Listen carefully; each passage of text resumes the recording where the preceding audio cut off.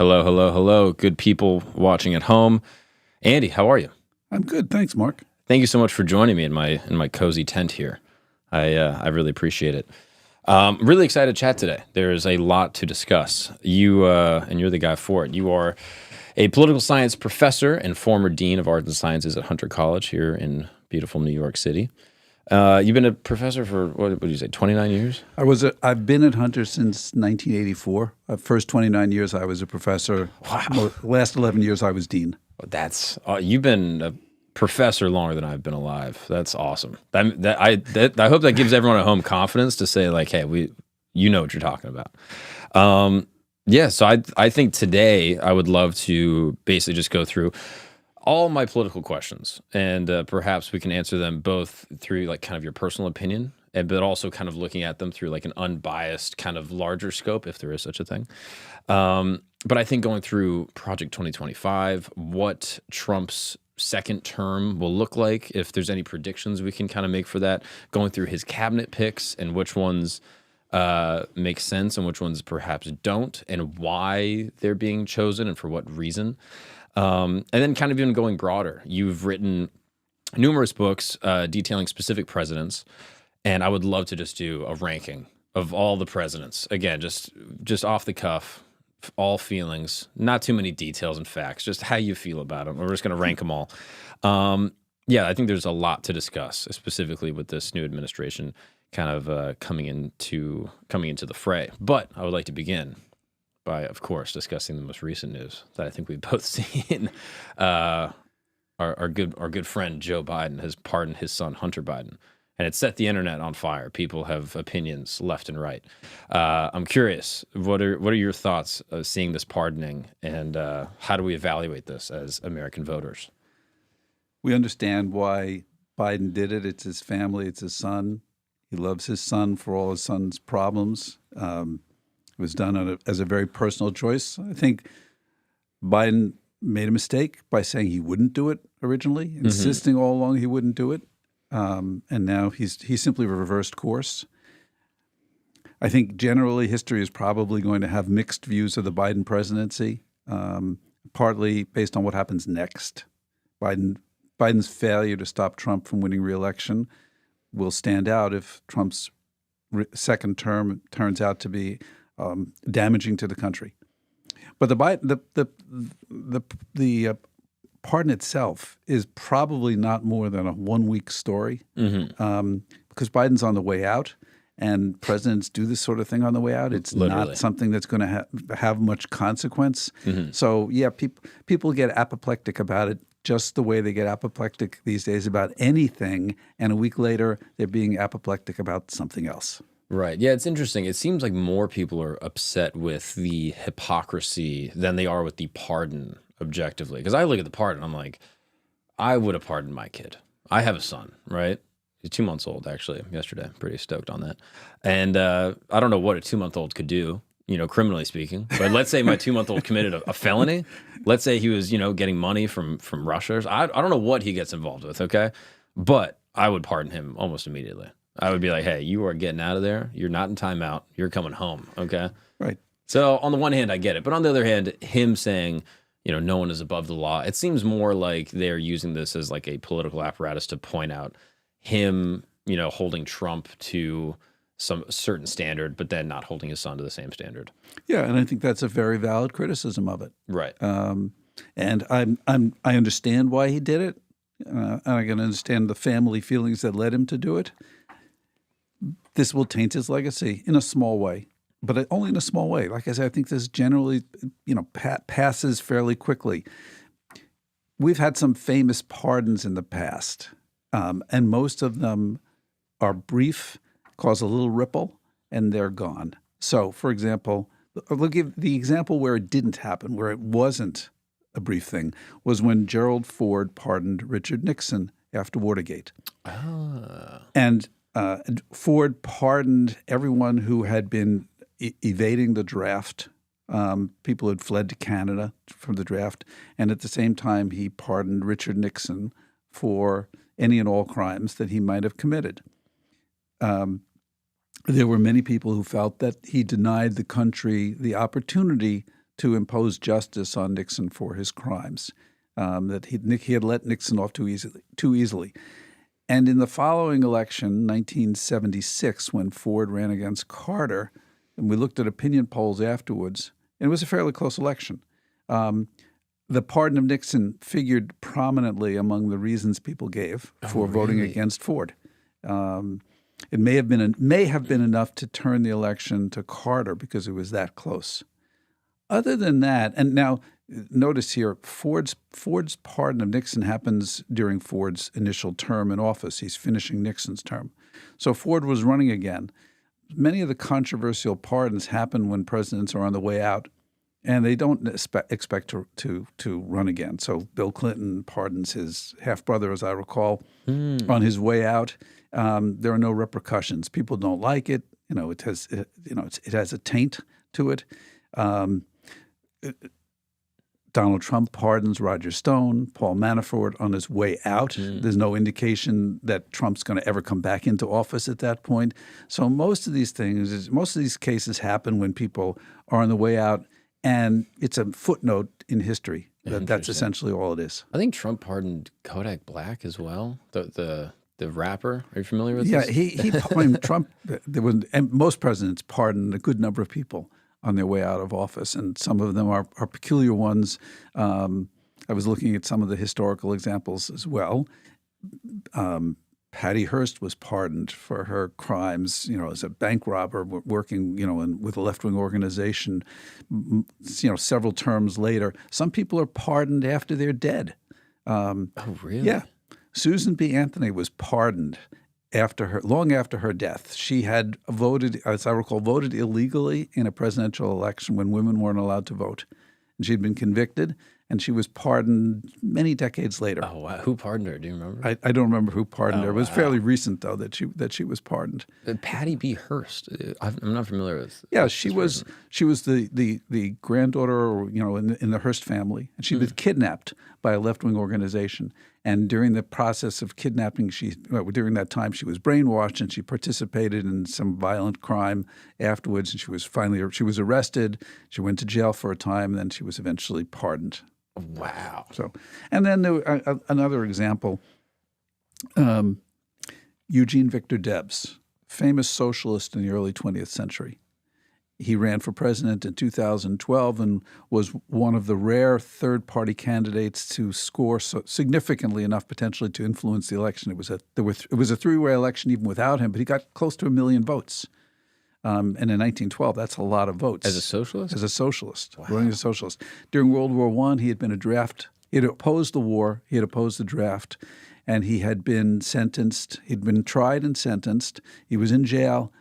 And he ran for president again in 1920. He didn't do as well. And then when Warren G. Harding came into office, he decided to pardon Debs.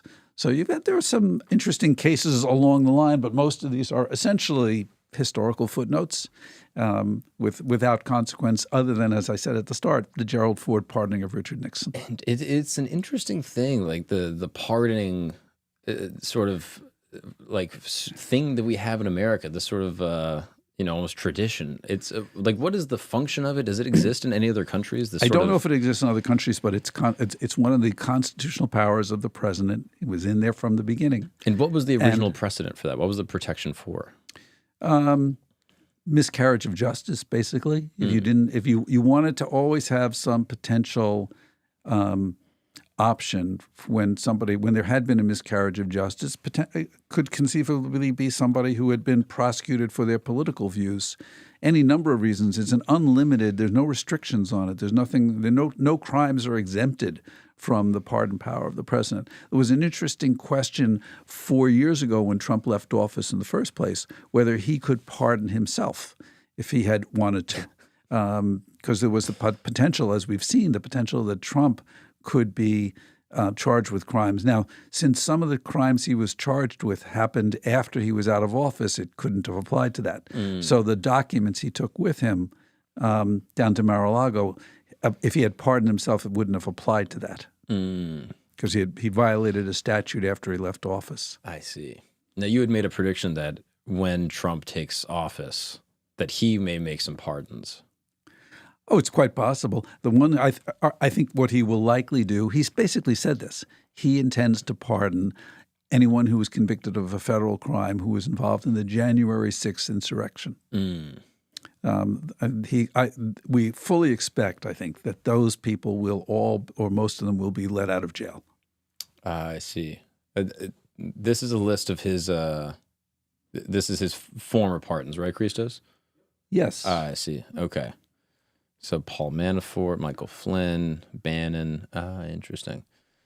Yeah. Why do you think it's so important for Trump to pardon the January 6 folks? He has declared that they are political prisoners. He doesn't consider them to have committed any actual crimes. He thinks they're being punished for taking legitimate political action. He's never admitted that the election was properly resolved. He's always contained the election, insisted the election was stolen. And so any actions taken by people to try to prevent the 2020 election results from being certified, he thinks were valid actions. I see. So were all of them effectively charged with a felony? Like anyone that had gone into the Capitol? Well, there are many different charges and a number of different felonies. He can't pardon anybody if they were tried under any kind of state law, but most of them were prosecuted under federal statutes. Some of those prosecutions may still be ongoing.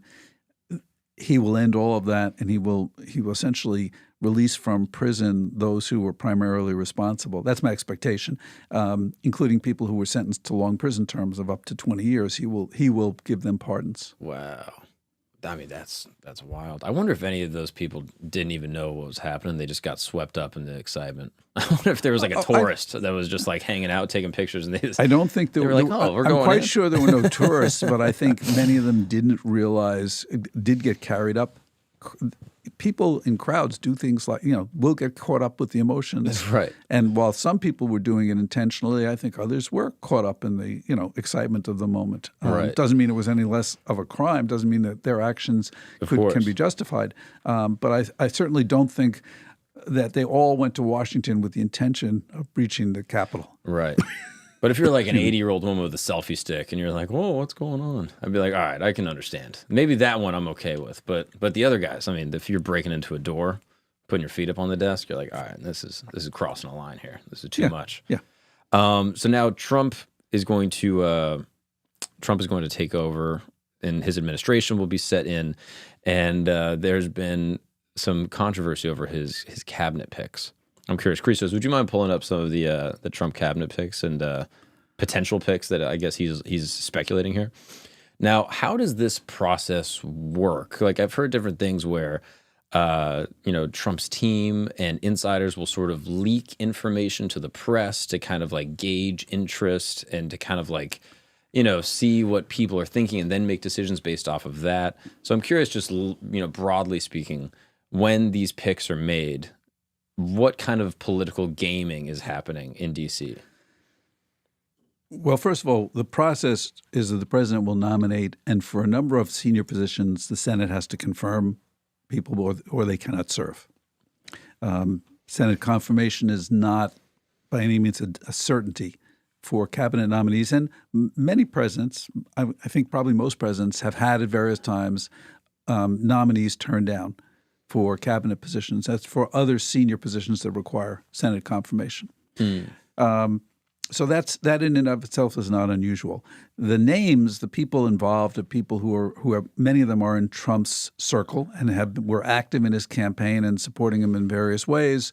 Showed up at his trial in New York, made it clear, all the men were there in their blue suits and red ties, which is apparently the uniform you have to wear. They all showed up there and to be seen and to be acknowledged as supporting Trump. Within Trump's circle, are there different factions of people? I think there probably are, and they don't necessarily agree on all of the appointments. Mm-hmm. There's the Don Jr. faction. There's the Vance faction, the vice president's faction. But Trump's ultimately going to make these calls. He's made it very clear, based on his experience the first time, when he wasn't satisfied with the degree of loyalty he received from some of his senior appointees right up to the end, that he wants unquestioned loyalty from everyone he appoints. And people who will say and do anything for Donald Trump. So if you look at, let's take the one that was withdrawn, the Matt Gaetz nomination. Right. Okay. Now, there's no universe in which Matt Gaetz can be considered qualified to be the Attorney General of the United States. Very limited legal experience, no experience as a prosecutor. He was himself under investigation. So when you nominate a Matt Gaetz, and I think even Trump understands this, you don't really seriously expect confirmation. So the Matt Gaetz nomination I would describe as a raised middle finger to America. Huh. Okay. This is, I can do and appoint anyone I want. I'm prepared to pick people who you think are grotesquely unqualified because I'm Donald Trump, and I can do this.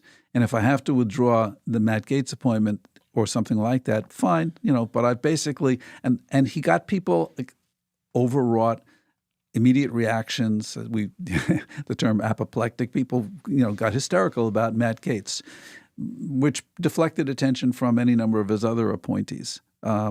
Because there's a limited attention span, a limited space for attacking these appointees. You can't attack them all. So most of them are going to sail through with very little questioning going on. Pete Hegseth, the nominee for the Department of Defense, may very well not qualify. As we were chatting a little bit before, I said Pete Hegseth has less administrative experience than I do by far. As a dean of a large school, I'm more qualified to run the Department of Defense than Pete Hegseth is, and I'm not qualified to run the Department of Defense. He has no business being nominated for that. So Trump's standard is loyalty, and so Hegseth may not make it. Tulsi Gabbard may not make it.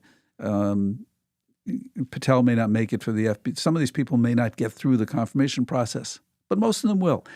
And the ones who don't, let's be clear, if they don't get through, the people appointed after them will be every bit the loyalist to Trump that they are. That's his main criteria for picking people this time around. He said that before the election, and that's the way he's going. So will you knock off 3 or 4 of these people? Potentially, yes. And you'll use an enormous amount of energy fighting them and deflect a lot of attention away from others. And I think as far as Trump is concerned, that's fine. Interesting. So, I mean, the smoke screen that you're talking about is interesting. Like with someone like Gaetz to say, we'll put him in, this will take a lot of attention, and then we'll kind of put other people in that won't get as much attention. Is that done intentionally? Is there like a political precedent for that that's done in the past, or is that maybe just a coincidence that's happening in this case? We've seen something similar on occasion with Supreme Court nominees, that somebody will be nominated who is a lightning rod for criticism. And the next nominee will have essentially identical views, be the same kind of justice, but not create the same kind of blowback. Interesting. That you got. So yes, it does happen in some cases. I'm not sure that it's fully intentional. If they could get the person through, they would, but they'll fall back on someone else who would be equally supportive of the president's agenda. Interesting. I'm not inside Trump's head. I don't want to be inside Trump's head. It's rather crowded in there as is.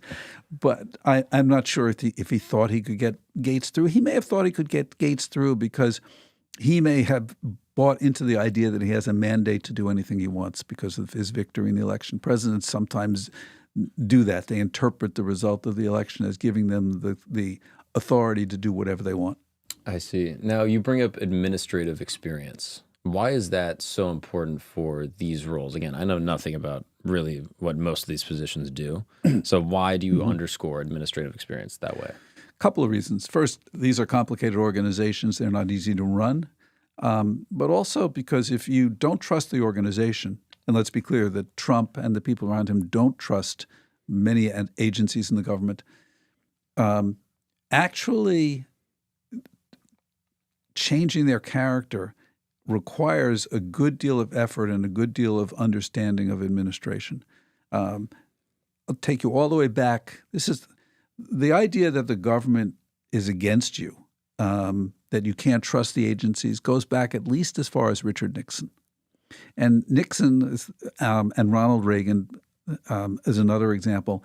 Both of them wanted to change the character of the federal government by replacing many of the people who were in the government with loyalists, with people who would pursue the president's agenda. they were thwarted in many cases because the bureaucrats understood that those people appointed at the top of the agency aren't going to be there very long, won't be able to, they can be confounded, they can be thwarted by delay, by obstruction, if they don't have cooperation from the organization, and it isn't easy to penetrate large organizations and change their character. Pete Hegseth doesn't know anything about this. All right. Donald Rumsfeld, who was the Secretary of Defense under George W. Bush during the Iraq and Afghanistan wars, Rumsfeld was determined to change the culture of the Defense Department, and he was much more experienced and savvy, and yet he struggled with it also. It is what MAGA calls the deep state consists mostly of career employees, people who've been in these organizations for a very long time, who understand how they work and who do their jobs in a certain way. And the agencies are often imprinted with a character that dates back to when they were first created. So, for example, the Environmental Protection Administration, EPA, created by Richard Nixon in that time period, was originally staffed by people very much committed to the enforcement of environmental regulations, who in turn over the years recruited other people into the organization who shared the same values. Along comes a president who wants to change that, who wants to basically overturn the organization. That's a very formidable undertaking. You're not going to be able to do with all the organizations. So Trump and the people around him are going to focus, I think, on particular agencies and the people and the networks into which they are embedded, and try to change some of those agencies. So they've made it clear they want to change the Justice Department to make it more directly answerable to the president. They want to change the intelligence community, the CIA, Homeland Security, the FBI. They want to change them and make them more responsive to the president. They are going to be trying to alter the character of the organizations that are responsible for public health at the national level, the Center for Disease Control's, Health and Human Services. This is what somebody like Bobby Kennedy Jr. is supposed to do, and some of the people that Trump is trying to put in to deal with programs like Medicare and Medicaid and other health-related agencies. That's another area that he's determined to make changes in. He's focused on the agencies that he doesn't think served him well in his first term. And that's what he'll zero in on. I don't expect Marco Rubio, when he's confirmed as the Secretary of State, to make big changes in the State Department along the same lines. And I think that's probably true of a lot of the other agencies. If you look at the list of people that Trump has appointed, some of them are basically mainstream Republicans, loyal to Trump and who will do his bidding. But Trump's, like any president, has limited time span, limited time available to him, and his attention span is limited too. So he's going to focus on some areas and leave the others to the people he appoints. I would not expect the same kind of turmoil across the board as in some of the agencies areas I just talked about. Right. Now, when you talk about institutional trust and the desire to sort of, change or maybe fundamentally overturn the way these institutions work, I kind of feel that way, where I feel like these institutions, I get largely skeptical. I think there's probably a lot of bureaucracy. You look at some of the things that the CIA and the FBI have done, just even on the intelligence sector, behind the scenes, through the 60s, even through to today. And you're like, wait, what? Why are we doing this? And you kind of build up some distrust. So I'm curious, when did that distrust happen? And is there a way to gain the American public's trust in these organizations back? Well, we've seen a long-term decline of people's trust in American institutions that goes all the way back to the late 1960s, early 1970s in the Vietnam era. The Vietnam War was extremely unpopular. And it caused people to question, really, for the first time, whether their leaders knew what they were doing. And we've seen a significant decline of trust in American institutions pretty much across the board. It's hard today to identify an institution that the American people believe in. They don't believe in the presidency. They don't believe in Congress. They haven't believed in Congress for a long time. They don't believe in the Supreme Court anymore, which they see as just a partisan organization. They used to think colleges did a good job. They don't think that anymore, especially if they're Republicans. So we've seen a really long-term decline of support for institutions. Each one probably there's an individual case story for each of these. But the broader picture, I think, across the board is that people don't trust institutions in the United States. They don't trust the establishment. And one of Trump's gifts as a politician is to recognize the lack of trust in American institutions and to build on that, to play on that, basically to say these institutions aren't trustworthy. That's why we have to throw them out. If we look at this presidential campaign, one of the things that Kamala Harris did was she spent a fair amount of time campaigning with Liz Cheney. Right. That didn't work. Yeah. The idea was to suggest that normal Republicans would listen to Liz Cheney, would agree with Liz Cheney that Trump represented a threat to American democracy. But what most people saw, I think, was the American establishment closing ranks at the time of the election. And in closing ranks, when you draw together a Kamala Harris and a Liz Cheney, what people see is an establishment trying to protect itself against a strong external challenge. And that establishment is very vulnerable. Right. And I can see how that's attractive to people. You know, they see this establishment that they feel has done a disservice to them, and then this outsider, this exogenous force, right. And they say, oh, nice. This is either you think this is like a savior that's going to come in and fix the problem, or just a wrecking ball that'll destroy it. Either is fine. And I think that a lot of people in the American public felt that. Yeah, I think that's clear. I think that let me take this back a step. What is this election about? Let's take if we can take that big picture question. What's this election about? When I was teaching, I used to tell a story about elections, a parable, and I'll give you the current version of the parable, which is imagine every 4 years that America buys a new car, and it's given a choice of two models. It can choose an electric car, or it can choose a pickup truck. Pickup truck runs on gas. It has a gun rack on the back of the cab. There's a Bible in the glove compartment. And the owner's manual says Project 2025. We don't know what that means, but it's in the glove compartment. Okay. And the electric car drives no more than 55 miles an hour. It has all of the safety features, and you can't disable them. And a special deal if you buy the electric car this year. If you're a first-time car buyer, we're going to give you $25,000 towards the purchase of that electric car. You choose every 4 years one car or the other. Oh, and by the way, you don't get to drive the car. It comes with a driver. The pickup truck comes with it's driven by a 77-year-old man with orange-colored hair and who's got a guy sitting next to him who tells him he can go anywhere he wants to go as fast as he wants to go. The electric car was going to be driven by an 81-year-old man who doesn't get out a lot, can't drive at night, and his sense of direction was kind of shaky. So a couple of months before we had to make the decision about the car, the driver was replaced with a much younger woman, but she was sitting next to him the whole time. Mm-hmm. So we weren't sure whether or not the car was going to go in a different direction. By the way, both cars are a lot more expensive now than they were 4 years ago. On Election Day, America chooses a car, right? This year, America chose the pickup truck with the driver. And the difference between buying a car and the election is everyone gets the same car, okay?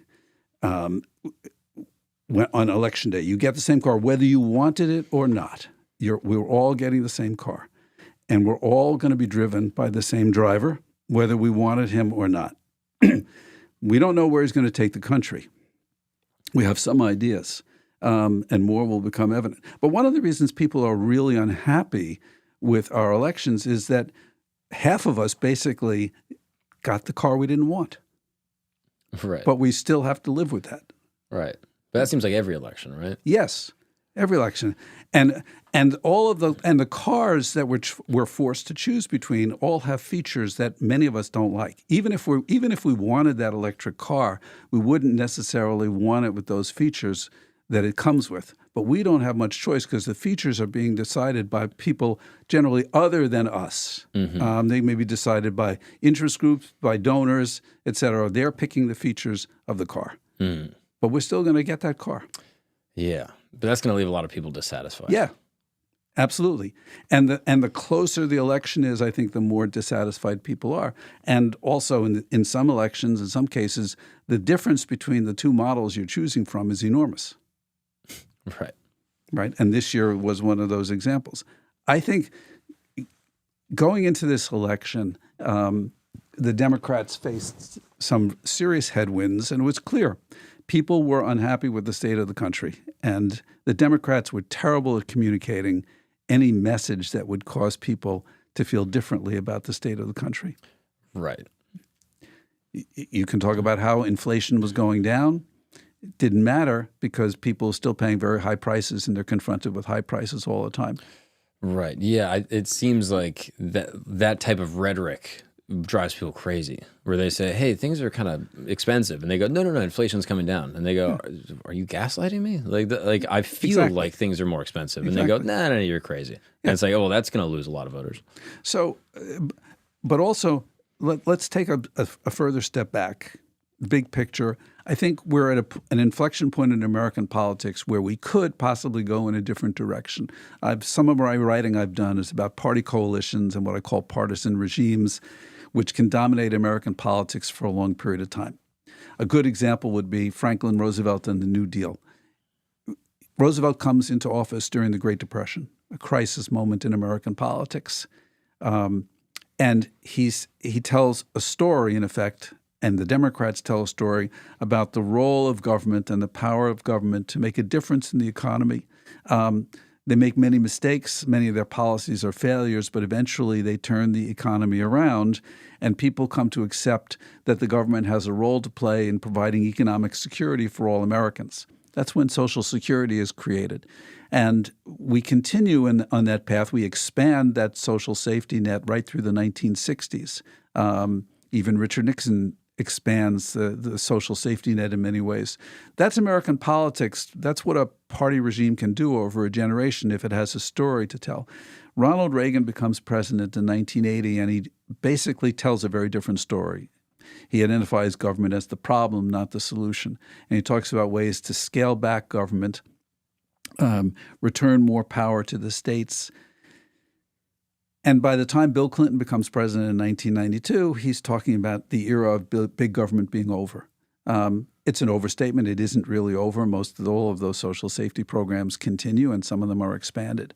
But Bill Clinton basically is buying Ronald Reagan's story. And Ronald Reagan starts an era in American politics where we talk about issues a certain way. But that's 45 years ago. Basically, that's 40 plus years ago. And those stories don't last forever. So what's our story today? One of the things that happened in the 1990s was that the Democrats basically bought into this neoliberal idea of free trade, limited economic regulation, letting the market have more to do with the development of the economy. And especially in the area of trade, a lot of American jobs left. Now, did the economy overall prosper? Yes, but particular regions of the country suffered with the deindustrialization that occurred. Jobs left, they didn't come back. And those parts of the country, a lot of them were left behind during this neoliberal period. Both parties basically accepted this until Donald Trump comes along essentially and says, I don't believe in free trade. I think this is hurting America. And so in 2016, I think we see the erosion of this neoliberal consensus, but there's not really a replacement for it. But basically, Trump has come back and he said, now, I believe in tariffs. I don't believe in free trade. I think tariffs can generate revenue for the government. He's saying things like people won't have to pay more. The prices won't go up. The other countries will pay for it. It's an offer of a free lunch, which economists will tell you there is no such thing as a free lunch. But where are we going to go in American politics now? What's the story that somebody's going to tell? Trump's defeat of the Democrats, first defeating Hillary Clinton then defeating Joe Biden, sets the Democrats back and creates an opportunity for him to tell a story about American politics, potentially to reframe American politics, and to start a new era of partisan dominance and a new era where we're dealing with politics according to the, if you will, the MAGA agenda. I don't think he'll do that. I'm saying it's a possibility. I think Trump doesn't think big enough to actually accomplish something like that. So now we come through this election. What can we expect to happen more generally in American politics? Tariffs are very likely. Could you just sort of underscore that? Like, I know people are hearing this term tariffs, and I think people understand it's like, okay, you're basically regulating international trade. But could you just explain what a tariff is and how that will affect America? You put a charge, you put a tariff, a cost on imports, particularly imports. America was a very heavily reliant on tariffs in the 19th century and the early 20th century. Actually, we've had tariffs going back to the beginning of the United States. The power to establish tariffs was there from the first. Originally in the United States, tariffs were used to try and encourage American industry. Americans would buy products that were made primarily in England, in Great Britain. These were made inexpensively. They would be shipped to the United States, and American manufacturers originally couldn't compete with that. So you put a tariff on to make the product thing you were bringing in from England cost more. By raising the cost, it became less expensive to make the same thing in the United States and to sell it in the United States. So eventually, American industries grew and became more efficient. Tariffs were still used as a way to raise revenues for the government. In the late 19th century, and this is what Trump likes to talk about, when William McKinley was president of the United States in an otherwise largely undistinguished presidency. When we get to the ratings, we could. He got Alaska, though, right? No, Seward's Folly was much earlier. William Seward was Lincoln's Secretary of State, and Seward's Folly was the purchase of Alaska. Damn. But but McKinley got Hawaii. Oh, that's what I meant. Okay. Yeah. So that was good. We like that. Yeah. Hell yeah. Yeah. Great vacation spot, right? It's beautiful. McKinley was thinking about our vacations long before we knew we were going to go there. I'm glad somebody's thinking about it. Yeah, exactly. Anyway, up until the 1920s, the tariffs became more and more and more elaborate and complicated as domestic industries were trying to protect themselves against any kind of foreign competition. Tariff raises the price of an import. You make the same item in the United States. You're not as efficient, but you still can sell it for less, and you'll make a lot of money. We didn't begin to move away from that really seriously until Roosevelt was president, and more than that, Franklin Roosevelt was president, and then more so after World War II, when we began to embrace a global agenda of lower tariffs and free trade. And we did that for our own economic advantage. The United States had an enormous industrial advantage at the end of World War II because we were the only industrial economy that hadn't been devastated by the war. Our factories hadn't been bombed, we hadn't been armies marching through and destroying things. So we have this great economic advantage after World War II. And for that reason, we think having free trade is great because our products will sell internationally. Other countries really can't compete, especially for the higher value items. Eventually, other countries reindustrialize and they catch up. And then our jobs begin to flee to other areas where things can be made for less. Organized labor in the United States starts to raise questions about free trade because they see jobs fleeing. But we continue our free trade approach up through basically the Clinton presidency, NAFTA, the North American Free Trade Agreement, and other agreements, right up until Trump's presidency, when Trump begins to embrace tariffs. Specifically, he wants to target China in his first administration, but now he's talking more generally about using tariffs. And it's not clear exactly how he plans to use them. Is it a strategy that's designed to encourage domestic industry here in the United States? Are we going to try and bring back factories here? So we're going to pick areas where we want to raise the price of foreign imports so that Americans will make it? Or is he going to use tariffs essentially as a club to achieve other foreign policy objectives? So he most recently said, I'm going to put tariffs on Canada and Mexico. I'm going to do that if they can't stop the flow of illegal immigrants into the United States and the flow of fentanyl into the United States. And if they can't figure out how to do that, I'm going to put high tariffs on everything they make. That would be very damaging to their economies. And so it's a club that you can use potentially to achieve other foreign policy objectives. So I'm not sure if Trump has a clear concept of how he wants to use tariffs. Does he want to use it to basically promote American domestic industry, or does he want to use it in general as a club in foreign policy to get other countries to do things on immigration and whatever that he wants to achieve? Or both? I mean, is it possible it could be done simultaneously? Well, yes and no. You can't, if you're going to build American industry, you've got to keep the tariffs in place long enough for American industries to develop and revive and compete effectively. But if you're using it as a negotiating tool, as soon as Canada or Mexico agree to what Trump wants, you've got to take the tariff down. I see. Interesting. Now, as far as like an actual just clear-cut example of tariffs, because I'm always curious, like, okay, who foots the bill for this? So, like, if you were explaining this to like a high school freshman, like, what would be like a widget that's being produced in China that now has a tariff on it, and who would pay that tariff? So let's suppose does the government pay it, or does the person shipping it in pay it? Well, actually, ultimately, it's going to be paid for by the consumer. So let's suppose electric car batteries. Let's suppose they're made in China. Because car parts can be made anywhere in the world. So you have car parts that are made abroad, and there's a tariff that has to be paid when that comes in of, let's say, 20%. So who's ever importing it's going to have to pay that tariff, or it's not going to clear customs. But now that I've sent something to, if I'm in China and I've sent a car battery to the United States and I've had to pay that tariff, in order to get that money back, I've got to increase the price of my car battery in the United States by 20% or more possibly. So I'm going to charge my American consumer, who's a car manufacturer like General Motors, who wants to put my batteries into their cars. I'm going to charge General Motors 20% more for this item. That means that when General Motors puts it in a car, they're going to have to increase the cost of the battery in that car.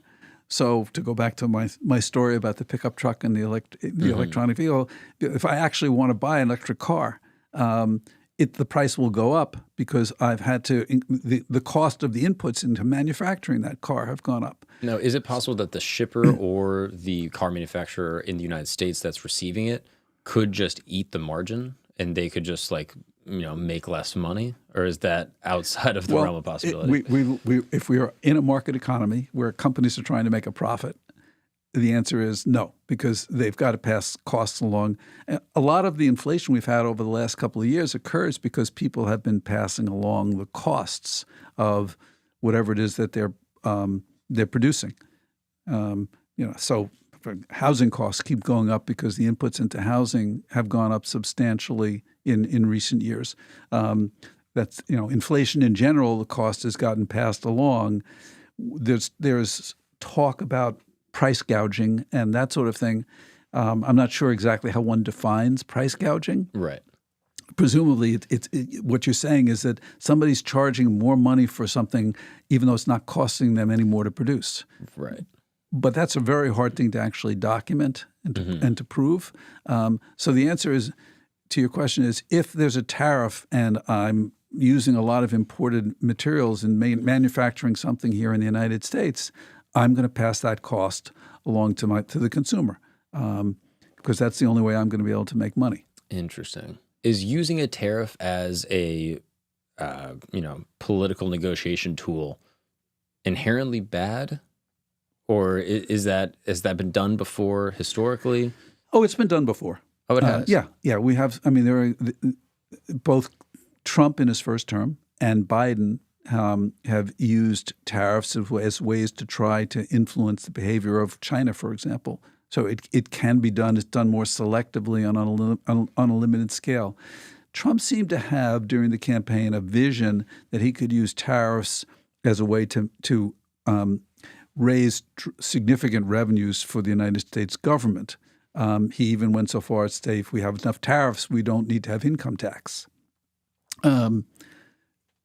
Now, if you actually did, this was when Kamala Harris and the Democrats were saying that Donald Trump wants to raise your taxes by $4,000.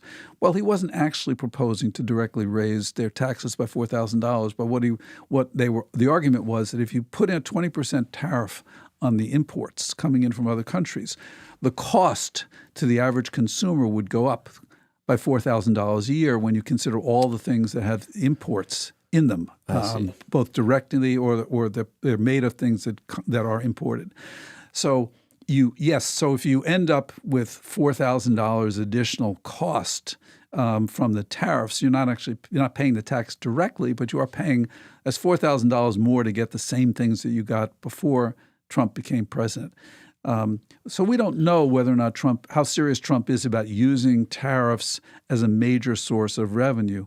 But if you turn around and you promise that you're going to cut taxes, you want to keep the tax cuts that Trump passed during his first term, which added trillions to the national debt, and you want to keep those tax cuts, and then you want to add tax cuts. He promised various tax cuts. For example, he said we would no longer tax tips for people in the food service industry, so that they wouldn't have to pay tax on that.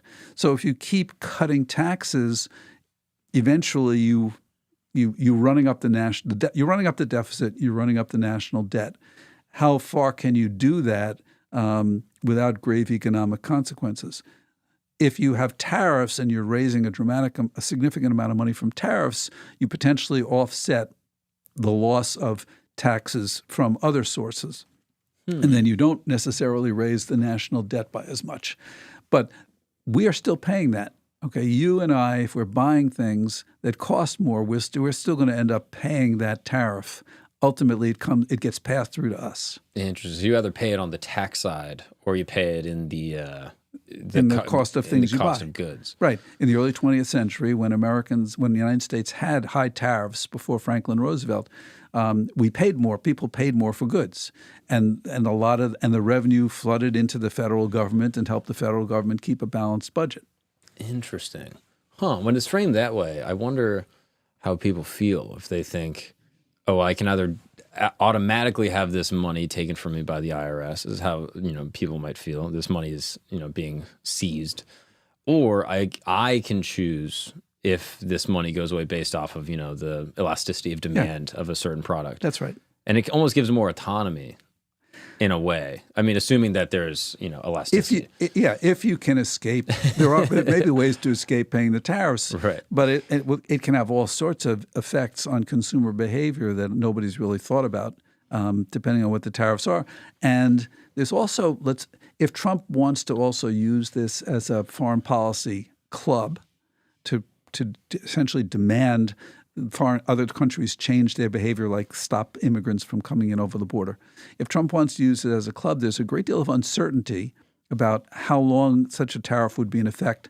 So then a manufacturer who might think of, all right, I'll produce this in the United States, but I've got to be sure that it's not going to ever again be made for less money in Mexico. Am I prepared to take that risk, not knowing how long Trump plans to have that tariff in place?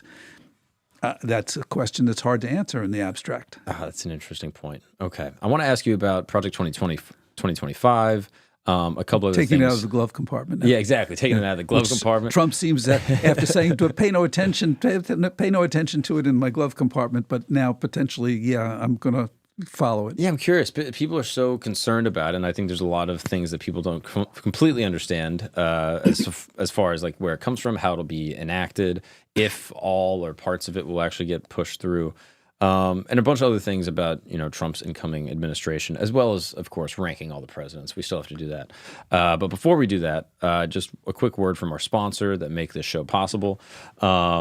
Thank you guys so much for everyone that's watching. If you have questions for Dr. Polsky and anything you would like answered, by all means, please drop those into the comments. I will be checking them out during the break, and we will come back with a question from one of y'all. Thank you so much. We'll be back in a sec.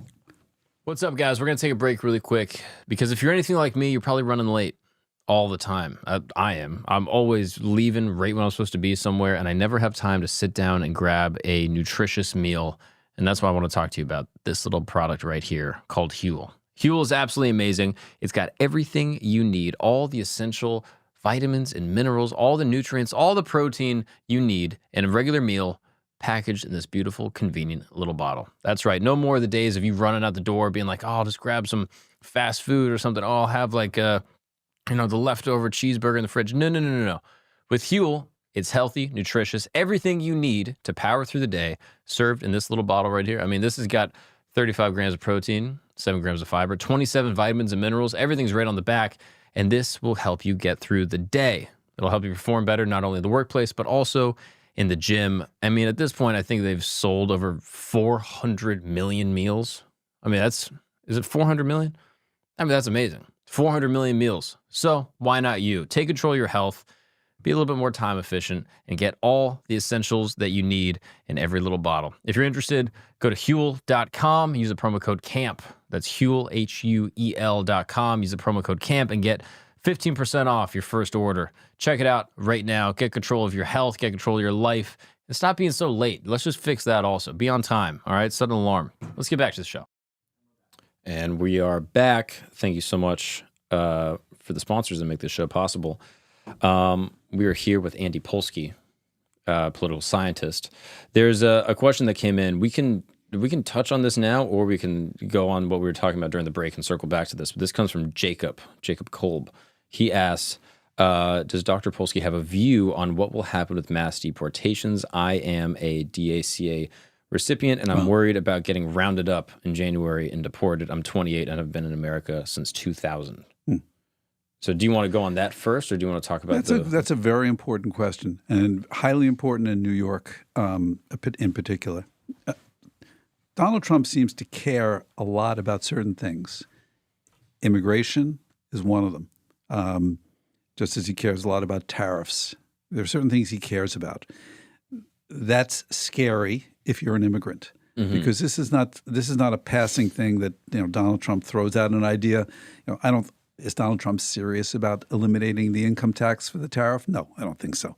But is he serious about deportation? I think he's very serious about that. And I think Stephen Miller in his administration has made it clear that Trump is serious about it. And Miller is nobody's fool. He's a highly intelligent, persistent, and generally effective political actor. So I think mass deportation is some form of significant deportation is likely to happen. Now it could be primarily symbolic. It could be that there will be some camps formed, and that they will find people who don't have papers. But it's also remarkably inflammatory. It will provoke resistance. Again, I'm not sure that I don't think Trump cares particularly about that, but it will provoke resistance. And what we saw in his first administration was that the scenes, the videos of children separated from their parents were very provocative and turned people against the harshness of Trump's immigration policy. When you form camps, and there will be videos and the conditions will be poor, if you do any of that sort of thing, you're going to have the media is going to turn against you. Public opinion is going to turn against you quickly. It's one thing to say in the abstract, I don't think undocumented people should be allowed in the United States. It's another thing to see people rounded up and put in camps and held there or deported without due process to involve them, essentially concentration camps being formed with barbed wire enclosures and that sort of thing, and poor conditions. All of those things tend to be really, really inflammatory. You do this, it blows up before the next congressional election, and the next thing you know, the Democrats are in control of Congress and fighting the policy and launching investigations. So while I think Trump is serious about it, I think that the political blowback from early steps could very easily turn people against the administration, as it did in the past, and make it difficult, if not impossible, for Trump to follow through on those pledges. And I think that in general, public opinion could easily turn against him. One of the great mistakes made by Joe Biden was not to understand what immigration meant, what the borders mean to people in the United States. The question of immigrants and the question of borders are not the same. Immigrants are in the United States. They are performing very valuable services here. They're filling jobs that need to be filled that no one else wants to fill. Taking them out will cause economic dislocation, hardship. It will look bad. It will become visible. The issue of borders is different. And what Biden didn't appreciate is that what borders symbolize is a lack of control. If you don't control your borders, it seems as in general there's a loss of control over the country. And having caravans and having people come over the borders in large numbers, and then having the people who came over shipped to northern cities, et cetera, all of that demonstrated to many Americans a lack of respect for the territorial integrity of the United States and what it means to be an American. And I think that was what really hurt the Biden administration on immigration. It realized that eventually and clamped down, but probably at least a year, maybe 2 years too late, because it allowed that immigration issue to become a major issue in this campaign, which it need not have become. And I frankly think it made immigrants who are here, including the person who asked your question, vulnerable in a way that they need not have been vulnerable if you had actually had a better border policy and a more effective border policy from the outset. Interesting. Yeah, it's a difficult thing to square, I think, because conceptually you could say like, oh, should illegal immigrants that have committed violent crimes be deported? And people say, yeah, that seems like a pretty nonpartisan issue. I mean, correct me if I'm wrong. I think most people are kind of on board with that. But then as far as like taking it into practice, deep mass deportations of people that have been here for a couple of years, maybe getting put into some type of, center or, like a processing facility, will be difficult to watch. I think, in the event that happens, I think people will have some type of aversion to that because it's difficult to see. Even if people are here illegally and they've committed a crime, so to speak, coming into America, seeing, children or, women in a facility getting processed, I think it would be difficult. Well, many of the DACA people, we have many DACA students in CUNY and at Hunter College.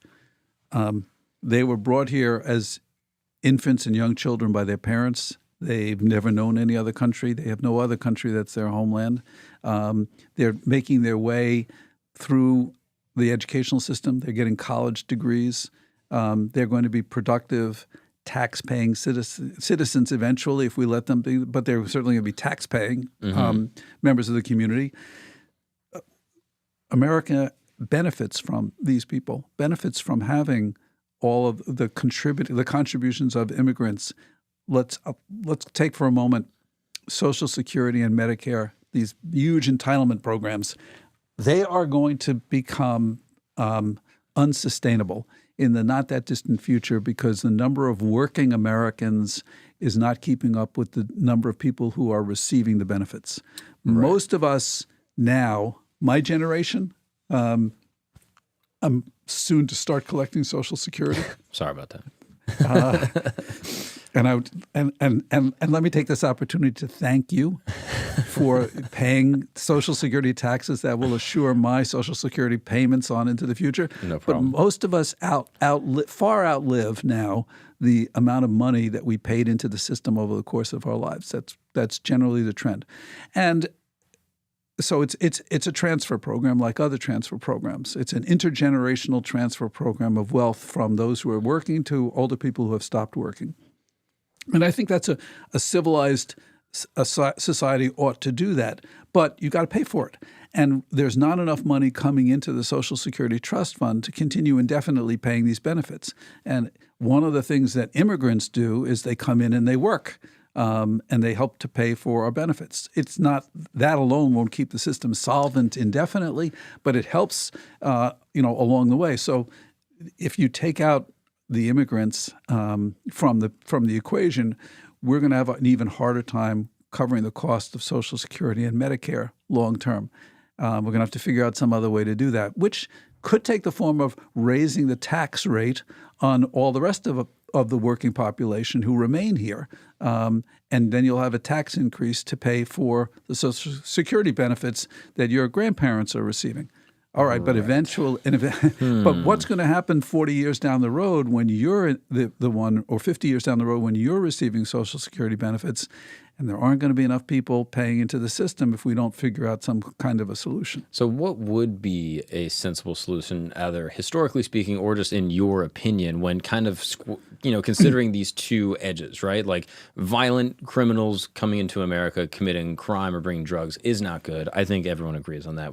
Those people should be arrested, deported, whatever that may be.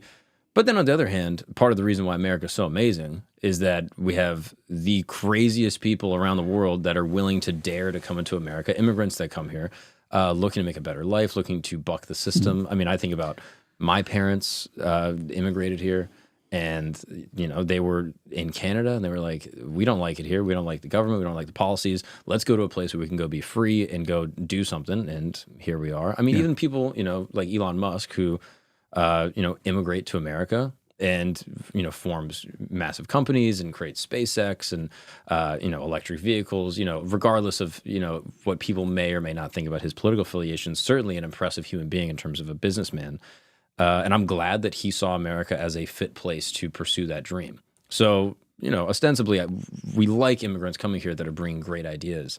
So how do we create a sensible border policy to bring in the hardest working, most daring, most creative and clever, and, sort of mitigating the violent and, criminal? We may see the revival of the bipartisan immigration bill that was moving through Congress earlier this year, that Donald Trump basically said to the Republicans in Congress, I don't want to see this bill passed. And they listened, because the bipartisan bill was a fairly good solution to the problem of border control. It may come back again in some form similar to what we saw. The problem for the Democrats was it was too late. They let it get too close to the election. It's not uncommon for parties, candidates, as the election approaches, to think about what they need to do to win. And if that means blocking some useful public policy initiative, so be it. And I'll just say, Donald Trump isn't. There have been other cases in history where presidents, after they were elected, refused to cooperate with their predecessor, even though there was a grave crisis facing the country. Franklin Roosevelt was elected president in 1932, and back then the inauguration of the president didn't happen until March. So there was a fairly long period of time, and Herbert Hoover wanted Roosevelt to cooperate with him, and Roosevelt wanted no part of it. Even Abraham Lincoln in 1860 wins the election, basically stays out of Washington and has no direct connection to the efforts to stop secession by southern states in the period between his election and inauguration. So we have a long history here of people, basically acting politically in their own self-interest in ways that might not be in the best interest of the country. What was in that bipartisan bill? Like, what was the... Well, it was going to act, for example, to provide much quicker decisions on asylum hearings, and as a way of making sure that people weren't given either no date or a distant date to report for an asylum hearing, by which time they would have basically disappeared. So one thing is you want... and this is one of the reasons why the Border Patrol people all were involved in supporting this.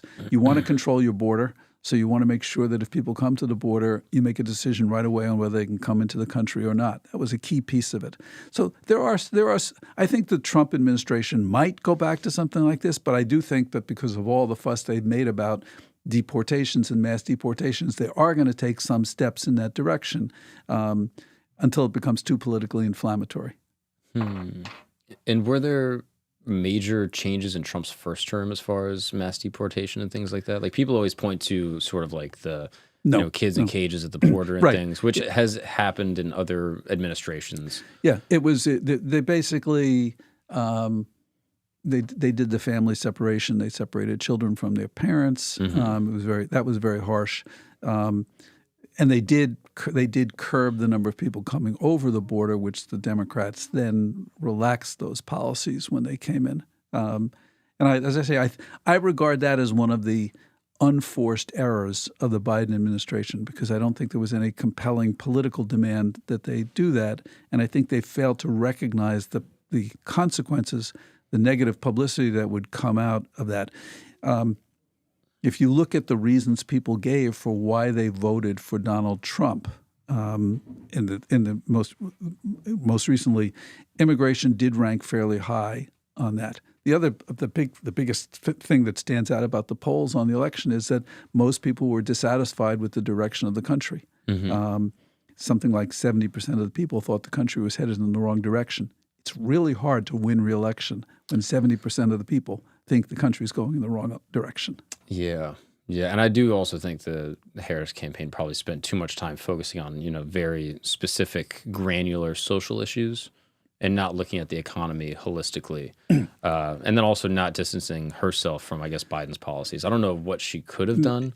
You have 100 days to create a campaign. Yeah, I mean, it's a and you've been vice president for 4 years. Look, Joe Biden should not have run for re-election. Joe Biden should have decided long before 2024 that he wasn't going to run for re-election. The people around Joe Biden who were shielding him were not doing him or the country any favors by shielding him from essentially public scrutiny. He did the country a service in his own view and the view of Democrats and many others. And I share this view. He did the country a service by running in 2020 and defeating Donald Trump. And he should have made it clear early on that he didn't plan to run for re-election and given the Democrats a chance to decide who they wanted to have run.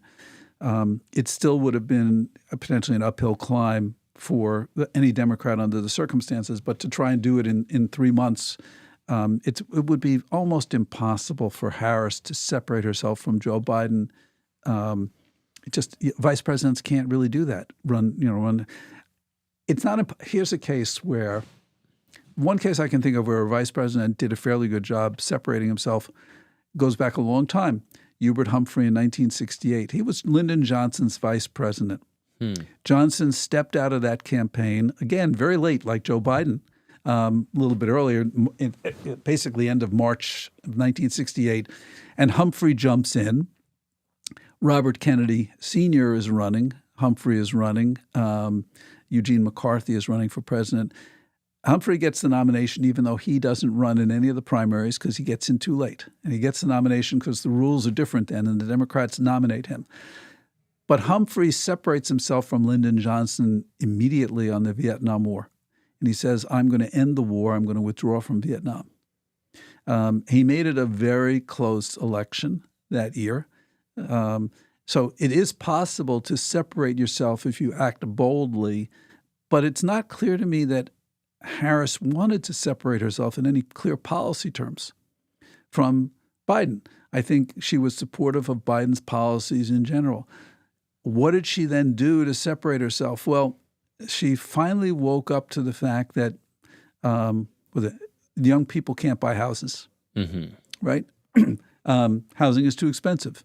And I'm sure your audience, many living in New York, understands if you're a young person in New York, you have almost no chance of being able to buy a house or being able to buy an apartment if your income doesn't support that. And this is true across the country more generally. Housing has become prohibitively expensive. These days, young people, if their parents have money, they can buy a house thanks to their parents. But if their parents don't have money, it's really tough to buy a house. Yeah. So she comes up with a suggestion, a proposal to provide first-time home buyers with $25,000. It's not a good policy, but it's at least a reaction to the fact that young people can't afford down payments and can't afford houses. Yeah, I barely heard about that. I feel like from listening to her campaign, that was, the eighth most important issue she talked about. Too little, too late. Yeah. It seems like there was just so much focus on these social issues that, perhaps are important, but I think affect such a disorderly small subset of the population that, the average voter just goes like, I don't know. Like this specific niche issue that affects this very specific group just doesn't affect me. And so I just don't know if it compelled many people. this is part of, I think, the Democrats not having a clear story about where they want to take American politics at this point. They have policies that benefit particular interests that the party wants to appeal to. So Joe Biden tries to approve the student loan forgiveness, so that people who have student loans won't be burdened by those student loans. Or Kamala Harris comes up with an idea, $25,000 to buy a house for the first time. Policies are not stories. Policies are not visions. So if you have to have a story, a narrative about where you want to take the United States as a nation that's compelling. And the Democrats have some of that, but it doesn't reach their audiences. It's not reaching. Yeah, Trump told a story. We're going to make America great again. Whatever that means, you're like, all right, that sounds. I think it's easier for people to jump onto that messaging, just in terms of, I guess, painting a picture compared to very specific, detailed policy. I think there was.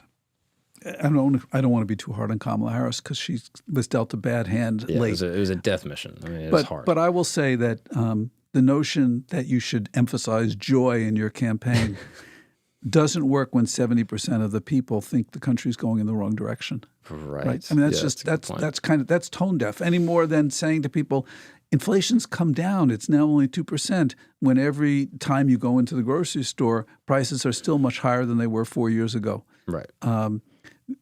You're in a tough position. But I also would suggest you're in a tough position because you're not telling a bigger story about the country and about where you want it to go.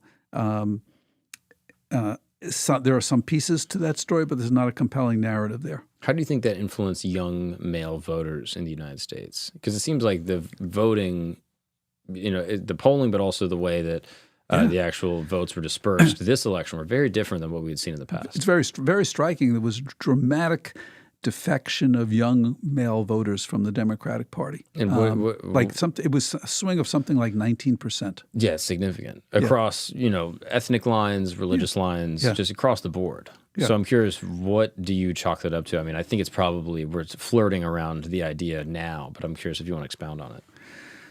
Well, first, I think we're going to be digging into the data for a while to understand it better. One thing to think about for an election, you have more than 150 million people voting in the United States, and everyone has a different reason or set of reasons for their votes. So we're gonna try and come up with some generalities, and we're going to miss a lot.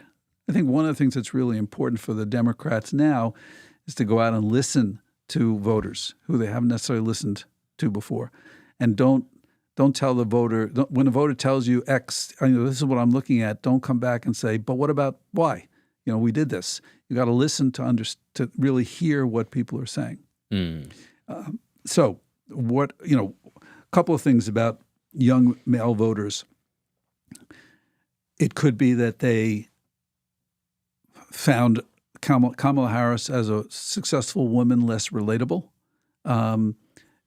Because she's a woman of color, and there's some piece of that there. There's one of the arguments that I've seen about this is that there's a cultural phenomenon going on where young women in general are getting more education. They're more likely to go to college. They're more likely to graduate. Mm-hmm. Their career prospects are better. Mm-hmm. And in a traditional way, they are looking for spouses, for life partners who are at least as successful, if not more successful than they are. But young men aren't tracking that way. They aren't going to college. They aren't finding stable careers. They aren't finding jobs that are as lucrative as the women are finding. And so at the same rate. Mm-hmm. So some of them are disaffected by that and feeling marginalized in this society as a result. That may be one piece of it. Second piece of it is let's call it the Joe Rogan phenomenon, the famous podcast that he did with Donald Trump that Kamala Harris didn't do. She should have done the podcast. Yeah, I don't know why she didn't.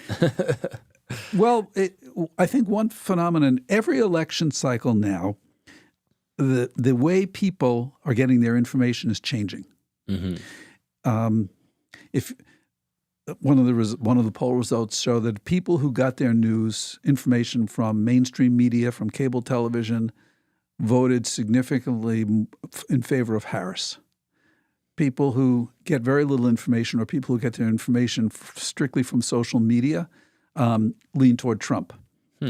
So the Harris campaign clearly did not fully appreciate this, didn't develop a media strategy that was appropriate for the way people are getting information now, and probably missed some opportunities. Partly this is due to the lack of time.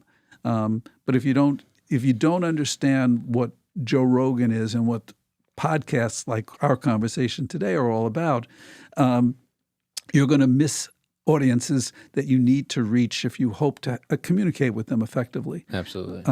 So that hasn't happened. So you've got a cultural shift that's working to the disadvantage of young men. You have media that the outlets that Trump understands better. I want to say some things in praise of Donald Trump. Okay, this may mean out of character for you. Well, my friends and people in my circles may not like this, but Donald Trump has a great pulse, great feel for the pulse of American popular culture, because of his place in American popular culture, and he may think too highly of the people he watches on Fox News, et cetera, and puts them in positions for which they're not qualified. But he gets some things that I think conventional politicians don't get. You spend too much time in Washington talking to people who are policy experts, and in those circles of people, who have the right ideas and think the right way. You're not in touch with a good part of America. Right, you become echo chambered. Yeah. Yes. And Donald Trump may have his own echo chamber, but he connects to people, to a different set of people, and connects in different ways, I think. And so he's got a feel for politics that many politicians don't have. And that serves him well. It's also why I don't think he would hesitate to retreat from unpopular policies that he doesn't think are going to serve him. Because I'll also say I don't think Donald Trump has any core beliefs or principles or values whatsoever. I think he's a complete narcissist. I accept that view. I think Donald Trump is only thinking about how to make himself successful now as president of the United States, popular and successful, and get his way and do what he wants to do. He's not interested in the long-term future of the United States. He's not worried about the future of Social Security or Medicare. He's not worried about the national debt and how much it grows. I don't think those things matter to him at all. But as somebody who has a strong sense of what is immediately beneficial, I think he has a keen sense of politics. And I think he recognizes that some of what the Democrats embraced in terms of their sort of inclusive culture, the DEI movement, et cetera, those things don't resonate well with a lot of Americans who feel affirmative action in college admissions, affirmative action that favored people of color worked very well for certain groups, but other people who don't feel they have any advantages, working class, non-college educated white people, don't see any of these policies working for them. Especially white males don't feel these policies working for them. They're attracted to Trump's basically thumbing his nose or raising his middle finger at those people and at those policies. There's a certain element of the MAGA movement of Trump, which is basically people who are losing in the movements of American society. There's people who are falling by the wayside in this system, who aren't getting the education, who aren't getting the income in a society that increasingly rewards people who have higher education. The losers in this exchange, what can they do besides cheer for somebody who raises his middle finger at those who are succeeding in the United States? Yeah. No, I get the feeling, I understand, like having grown up in Florida, I grew up with a lot of folks that have that kind of sensibility where they say like, oh, I'm getting denied this opportunity, or I'm not getting this kind of university scholarship, or I'm not even getting acceptance into this university because of my skin color. And I understand why sort of the affirmative action policies were put in place, but I just wonder if there is a more effective way, if it was done based off of an income level or a class level, Sure. if that would be more equitable. Yeah. And trying to make these policies based off of, skin color, ethnicity, it seems, sort of inherently, preclusionary to people that you could use the help. Like you had mentioned, someone that grows up in some area that's not doesn't have a ton of economic mobility. They don't necessarily have access to colleges in the same way, and they're poor and struggling and happen to be white. I don't know if they should be I guess not given the same opportunity. It doesn't seem fair. I think there are now Democrats who have won elections in regions of the country where most people don't go to college. They've shown that there are ways the Democrats can do that, and I think the Democrats will turn in that direction in the next cycle of elections. They will try to do that. The question for them will be how do you add numbers to our voting totals? How do you get people to vote Democratic without alienating the people who already were voting Democratic? Right. And that's a challenge that Democrats, I think, are going to have to wrestle with. Interesting. This is a question from what is this? Stevie Agee? I'm not sure. I think they donated also, so thank you to them. Question: what will Trump do in regards to Europe and specifically the European leader countries like Germany, France, and NATO as well?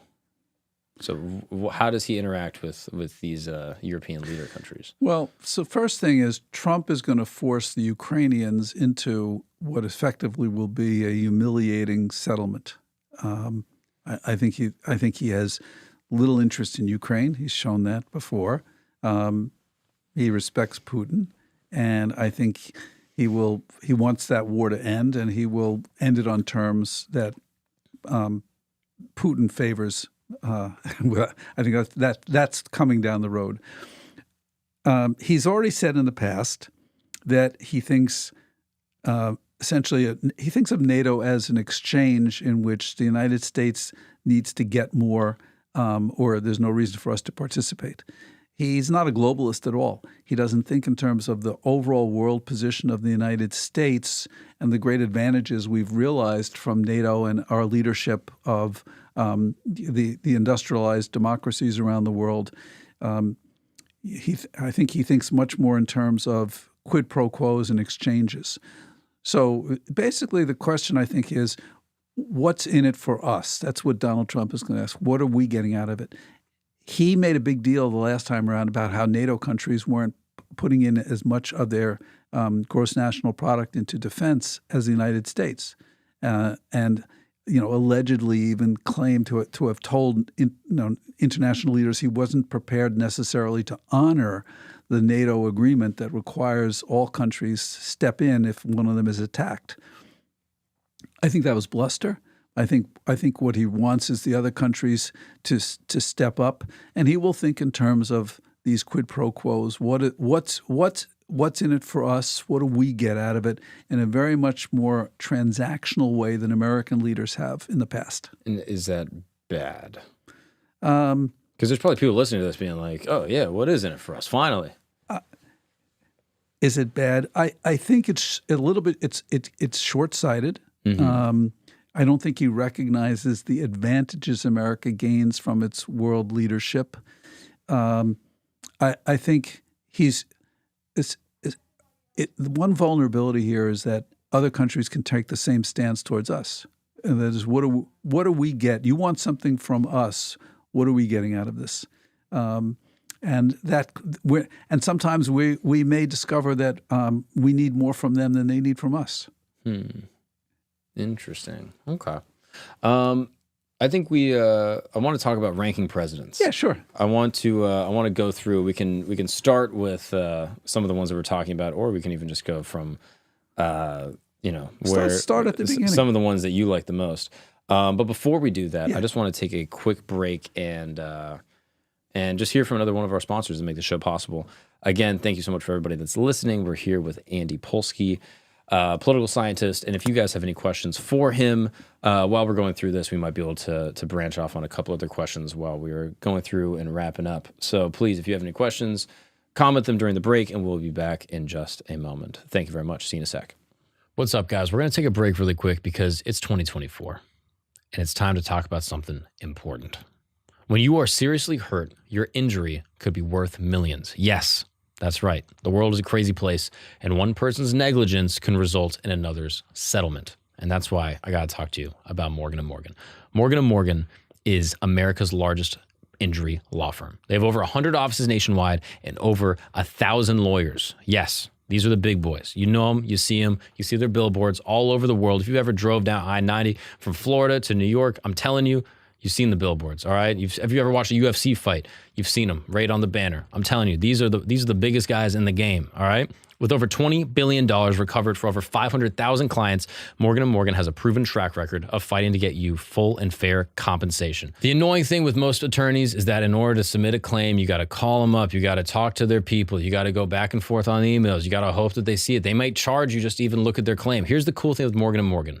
With 8 clicks or less, you can submit a claim, and one of their licensed attorneys will take a look at it and get back to you. It's that easy. It's like ordering something off Amazon. It's just a couple clicks. You can submit your claim very easily and cheap.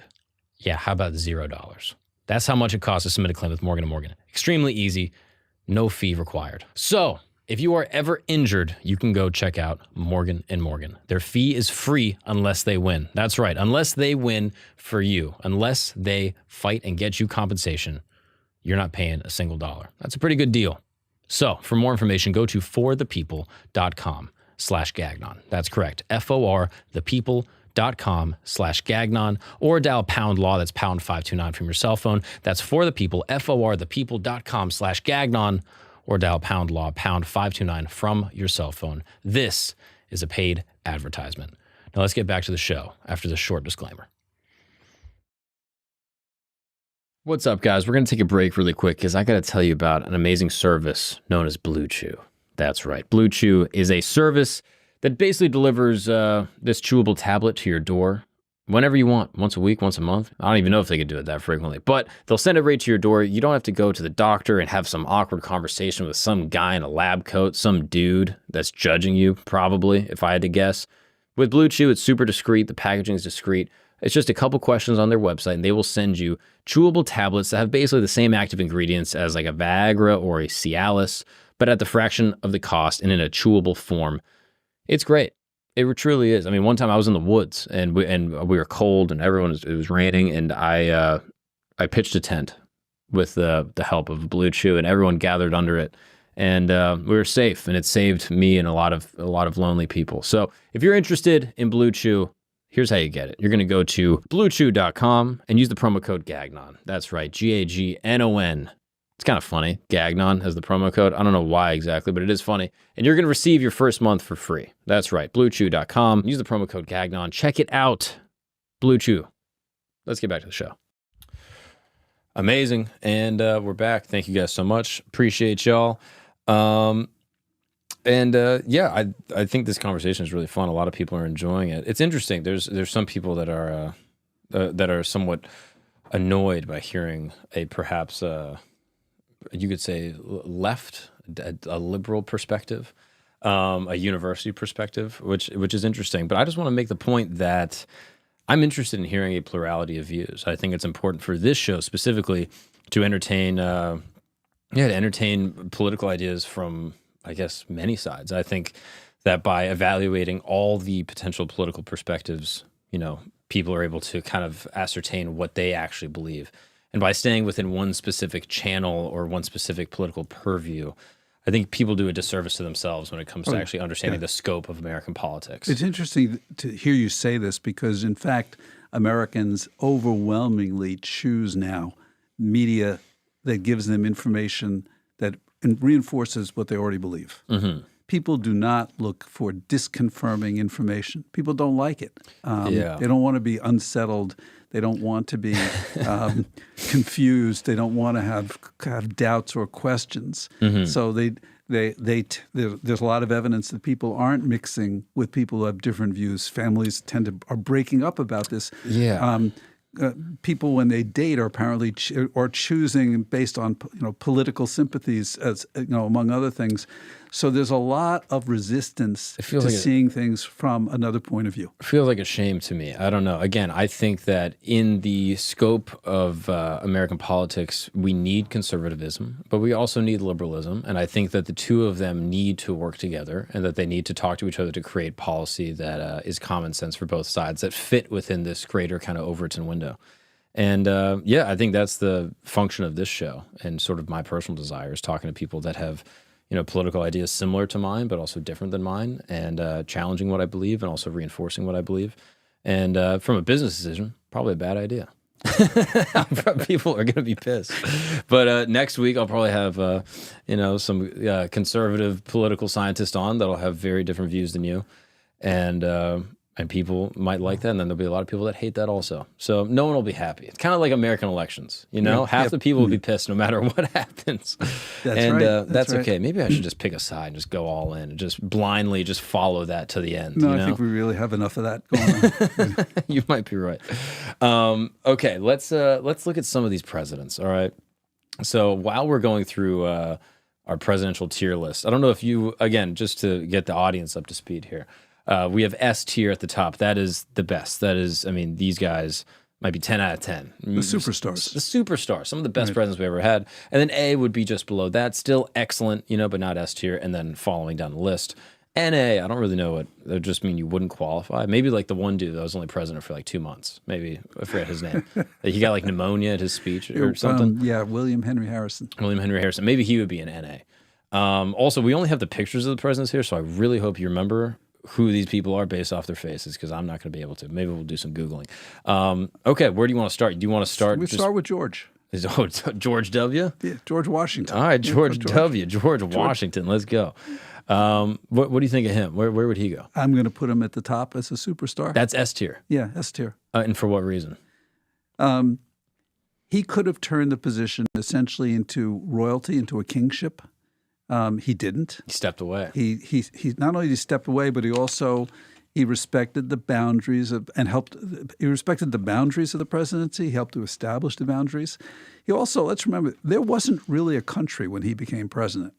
Under the Articles of Confederation, you had 13 separate states that effectively were 13 separate nations. They sent representatives to Congress who were effectively more like ambassadors to a foreign court than they were actually representatives to a government. They communicated with their state governments in codes, so their messages couldn't be read. Oh, wow.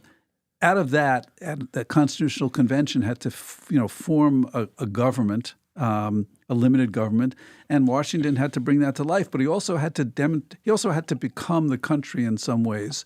He had his record during the Revolutionary War to help him, but he traveled widely around the country, allowing people to see him and identify him, a war hero, their hero, as the embodiment of the new Constitution. It was by no means a sure thing that the country would survive, and he was instrumental, in the beginning in doing that.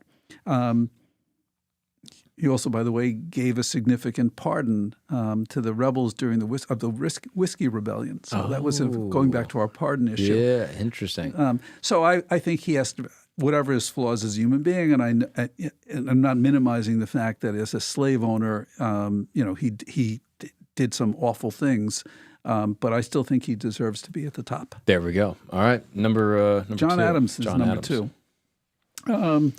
We'll give him a B.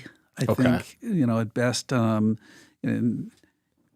he was pompous. He was full of himself. David McCullough has tried to revive Adams' reputation.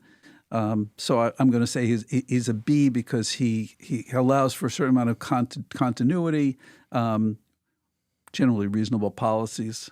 Okay. All right, that's B. That's solid. All right. And then I'm literally pulling up a list here because I'm so bad with U.S. Thomas presidents. Jefferson is next. Thomas Jefferson. Yeah, I'm not going to be able to do them all, but we'll get close. Okay. If there's any you don't even know about, we'll punt on this. Thomas Jefferson. So Thomas Jefferson, I'm going to give an A to. Okay.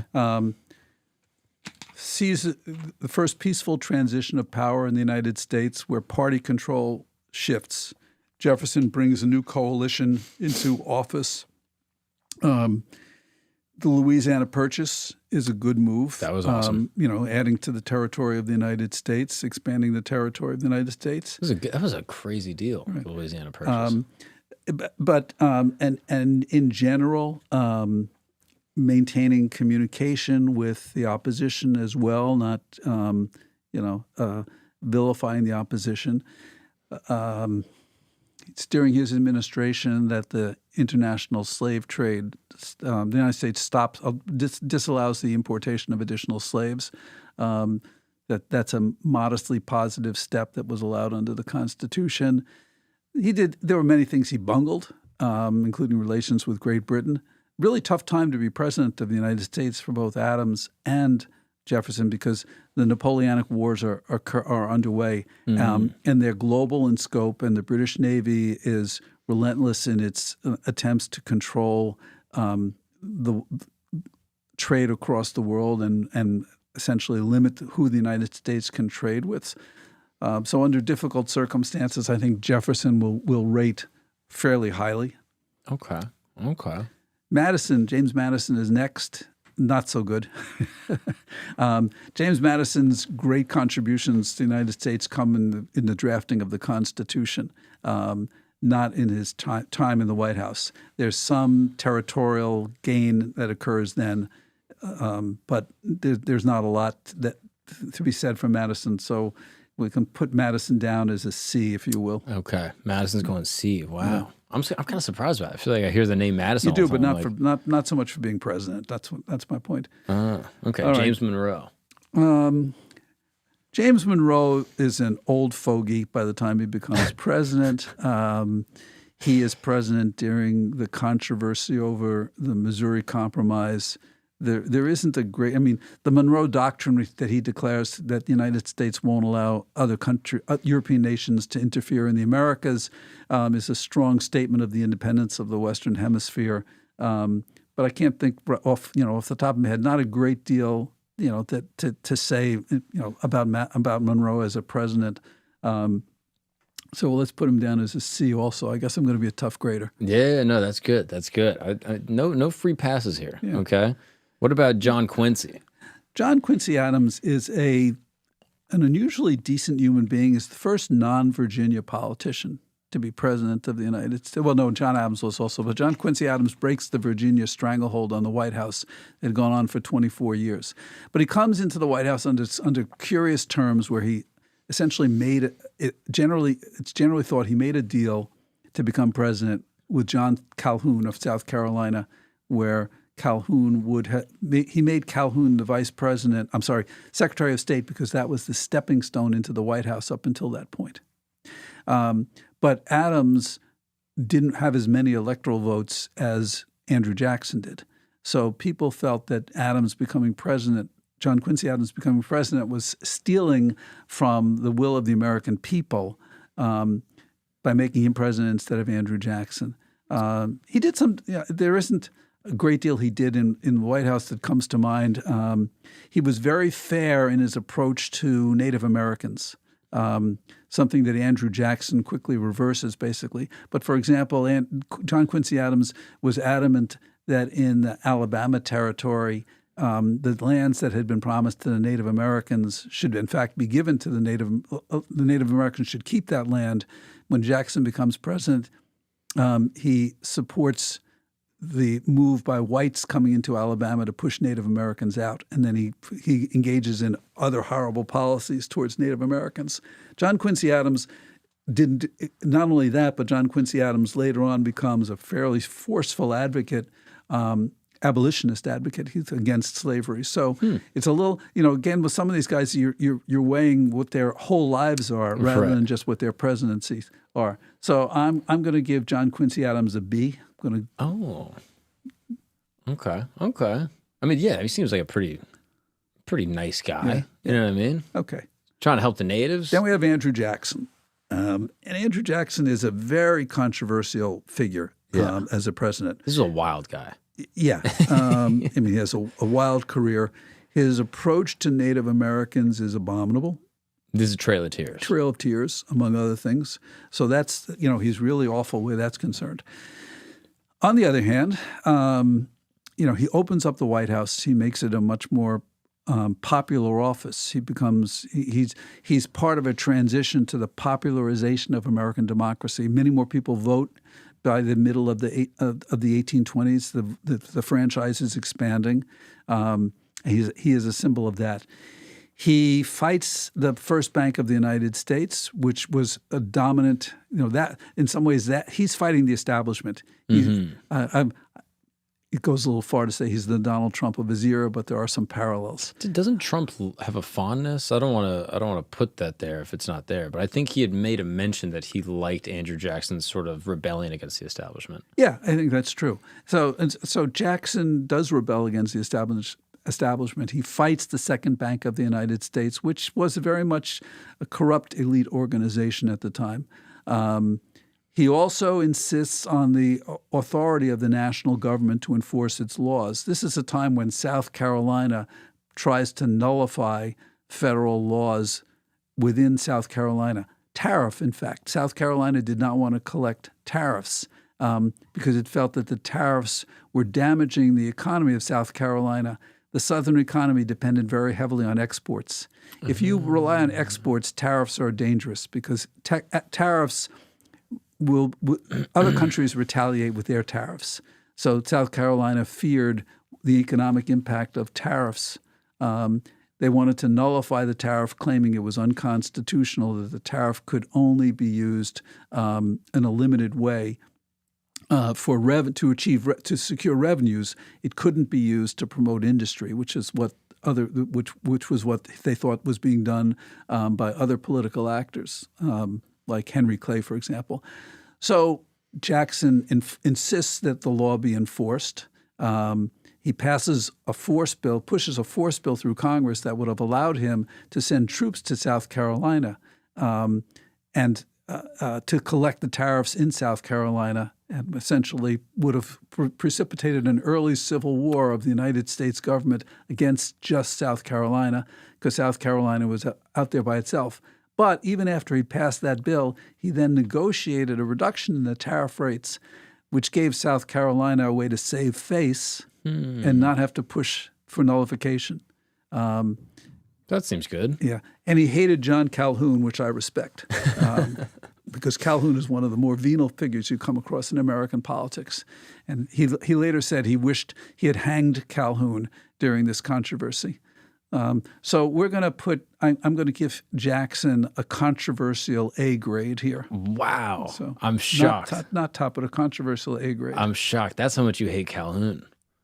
Wow. And he also has the craziest assassination story that they attempted to assassinate him. Yeah. And this guy, I forget his name, but his gun jammed. So then he had a second gun, pulled out a second gun. That one jammed. And then basically Andrew Jackson was like, let go of me so I can beat the shit out of this guy with my cane. And he goes and canes the guy. I mean, he's an insane human being. Yeah, I mean, Jackson's a slaveholder. But then again, most of the early American presidents are slave owners. Many of them were Southerners. So then after Jackson, we come to Martin Van Buren. And Martin Van Buren had basically helped Jackson win the presidency. Mm-hmm. He had built the new Democratic Party. Parties had collapsed during the War of 1812. The Federalists had basically disintegrated, leaving only the Jeffersonian Republican Party in existence. But you can't keep a party together if there's no opposition. So the Republicans factionalized and fell apart. Van Buren builds a new party. It's also very strong in the South, but it's a national political party. So as a party builder, he struggles with a really bad economy because Jackson's banking policies turned out to be economic disasters in many cases. He eliminated the Second Bank of the United States. He didn't have anything sensible to replace it. So Van Buren, I'm going to give Van Buren a B here, mostly because he's a successful party builder. He creates the Democratic Party, which is the dominant political party in the United States. By the time Van Buren leaves office, a Whig party has been created as the opposition. One of the unfortunate things the Democratic Party did at the time was it required that you have to have 2/3 of the delegates at a nominating convention had to vote to nominate the presidential candidate. Not a majority, but 2/3 had to vote to nominate a presidential candidate, which made it very hard to get nominated and meant you often had conventions that had multiple ballots before you picked somebody. But what it really did was it gave the South an effective veto over any nominee for the Democratic Party in the period up to the Civil War. And I can see how that's creating probably some tension and forcing and giving the South a ton of power. Yeah, exactly. And the South already had plenty of power. So William Henry Harrison. Yeah, that's his next. Who the heck is this guy? So the Whig Party basically runs these war heroes who have no political positions for office because the Whig Party has a really hard time agreeing on much of any kind of program. It's mostly agreed that it's anti-Jackson, but it doesn't have a strong party. So William Henry Harrison is an old man by the time he becomes president. He was a war hero from the days of the War of 1812 and even before that, and he dies in office quickly. So we don't have much to say about Harrison. That's an NA? NA. That's an NA. All right. Yeah. Sorry, William. All right. John Tyler. That's who's next. An odd case because, Tyler is the ticket balancing puts Tyler, into office. He's essentially he's a former Democrat. There's not too much to be said about him. This is a period of time when there are still questions about the expansion of the United States, but some of the issues that the Whigs had been pushing for, he's not real interested in Whig policies, so they don't do much while Tyler's president. So we're going to give him, I'm going to give him a D. A D. Yeah, we got to fill that. We'll fill that box. Oh, Christos, yeah, he's a D, and then William Henry Harrison, the guy before, you can put him NA. Sorry, William. I mean, these poor guys. I mean, you were crushing these dudes. I can't wait till we get another S. All right, Polk. Yeah, we can go through. There's a couple. We got Polk, Zachary Taylor. So James K. Polk is a fascinating figure. We're going to give James K. Polk. I go between a B and an A. Okay. I'm going to give him. I'm going to give him an A. Wow. No, I'm going to go B. Oh, wow. You had me. You had me there for a second. So Polk is one of the most important presidents in American history. Why is that? First, this is a period of time when there's major territorial acquisition. The annexation of Texas. So remember the Alamo? Texas gets its independence in the 1830s. It's struggling as an independent republic. There are pressures to annex Texas, but there's also resistance to the annexation. Northern anti-slavery people, mostly Whigs, don't want to annex Texas because they don't want to bring in a slave state. But even more, Texas is huge. Texas could be subdivided into as many as 4 or even 5 slave states if slavery moves into Texas, as is expected. Little known fact, Mexico had outlawed slavery in 1829, but Americans coming into Texas had brought slaves with them. So and one of the things they insisted upon when they broke away from Mexico was allowing slavery into the Texas Republic.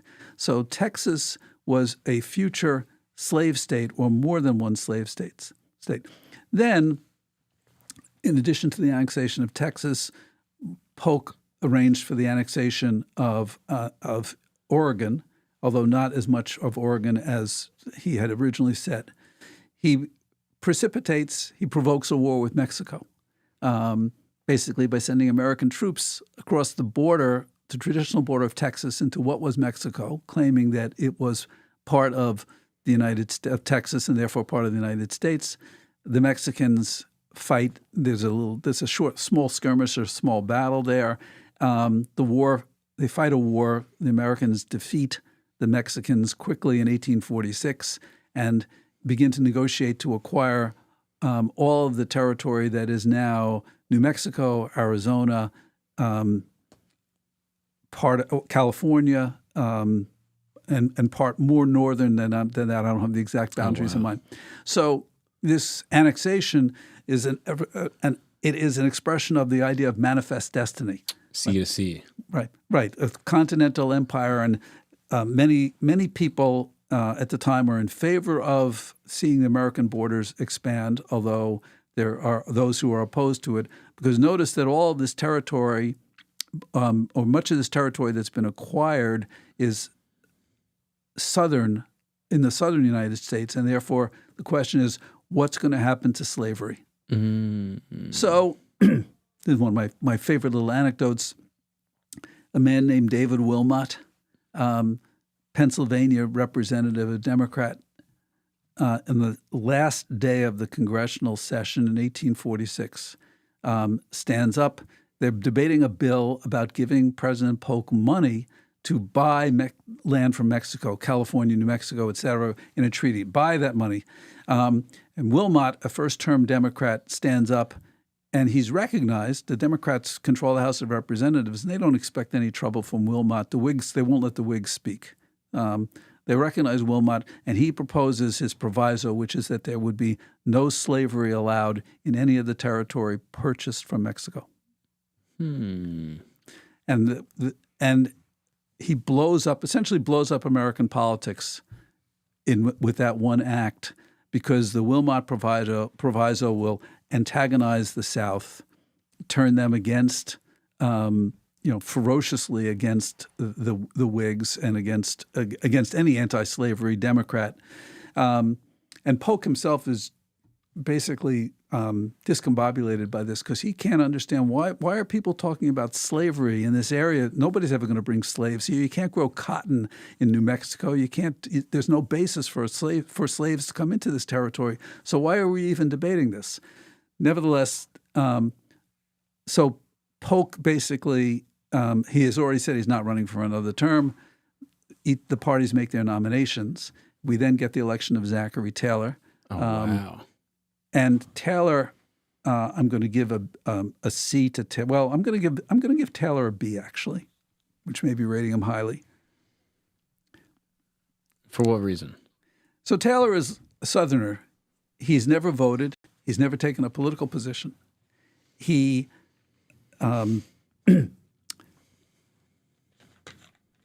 Southerners believe that because he's a Southerner, he'll be in favor of he'll be opposed to Wilmot Proviso, and he'll be in favor of admitting, eventually having areas like New Mexico and California become slave territories and slave states.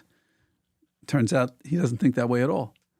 He gets into office and he announces he wants to admit New Mexico and California immediately as free states, no slavery. He surprises everyone. And where does this come from, this turn of heart? We don't know if it was a turn of heart, because he'd never taken a political position or voted before he became president. So you see, it's a non-voter like you could become president of the United States. It's possible. Hell yeah.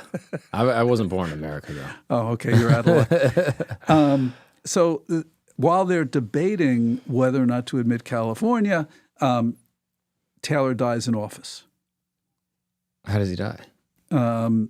I don't remember the exact circumstances. He was sick for a while, but it was fairly sudden. Oh, wow. I'm looking right here to see how he dies. He dies in office. Is he the first? No, Harrison had died in office. Okay. Curious fact, all the Whig presidents died in office. Really? There were only two of them, and they died in office. Oh, that's funny. Oh, wow. Okay, so that's Zachary Taylor. Right. So then Millard Fillmore becomes president. And Fillmore, although he's a New Yorker, turns out to be much more pro-Southern. And they approve what is known as the Compromise of 1850, which is legislation, a series of bills, not actually one bill, but a series of bills that allow California to be admitted as a free state, but not New Mexico. They set the boundary between Texas and New Mexico. They strengthen the fugitive slave law that basically forces northern states to cooperate in the return of fugitive enslaved people to the South. It ends the slave trade in Washington, D.C. Up until then, slaves could be bought and sold on the streets of Washington, D.C., which was offensive to many people. Banning the slave trade in Washington, which is not the same thing as eliminating slavery in Washington. You could still own slaves there. But it has almost no effect because basically you just have to go across the Potomac River and you can buy slaves in Virginia, so it has very little effect. But the Compromise of 1850 de facto eliminates the Missouri Compromise. The Missouri Compromise back in 1820 had drawn a line across the country at the southern border of Missouri, drawn all the way to the Pacific. Above that line, there could no longer be no slave states above the southern border of Missouri. Below that, there would be slave states. Mm-hmm. So this is approved during Fillmore's term in office. The Whig Party collapses after 1852, and there's no opposition party there. But basically, until there's no opposition party to the Democrats, no organized opposition. They win in 1852, and then they do a bunch of stupid things, short-sighted things going forward. So you have Franklin Pierce and James Buchanan, and we'll give them both Fs. They both get Fs. Yeah, I don't know. Did we grade? I don't think we graded Fillmore. I'm going to give Fillmore a D. Okay. So if we have Fillmore, we may have. And then, just in the interest of time, can we just skip to Lincoln? Sure. I'm so curious where you're going to put Lincoln. Lincoln's going to be on the superstar category. That's superstar. Hell yeah. Okay, cool. I'm glad that's where he's going because I like Lincoln, but I'm also like, oh, free the slaves. That's awesome. But that's basically, that's my only criteria. Right. So Lincoln, it's a remarkably successful president. We only have a country because Lincoln is successful. I mean, if he loses the Civil War, there is no modern United States. Period. Yeah, we're fragmented. Yeah. So I've elsewhere written a great deal about Lincoln. He's also a very effective wartime president, remarkably effective in most respects. So he will be a superstar. If you want, we can jump ahead. You can pick anyone you want. Okay. Maybe Ulysses S. Grant. I like him. Great general. Not such a great president. You'll give him a C. Oh, really? Why?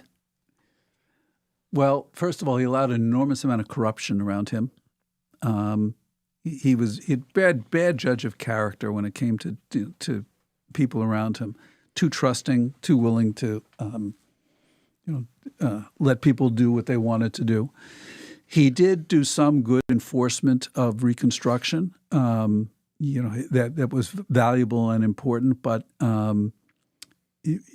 not nearly as much as he might have. So I'll say on balance, not the disaster he was at one point thought to be, but a C is probably a fair grade. Okay. What about Teddy Roosevelt? I'm going to put Teddy up high with the A group, not a superstar. But you put him in A. Yeah. Okay. And why that for old Ted? The old bull moose himself. So a couple of things. First of all, he embraces the idea of a strong, active president as a figure who can make a difference in policy and politics.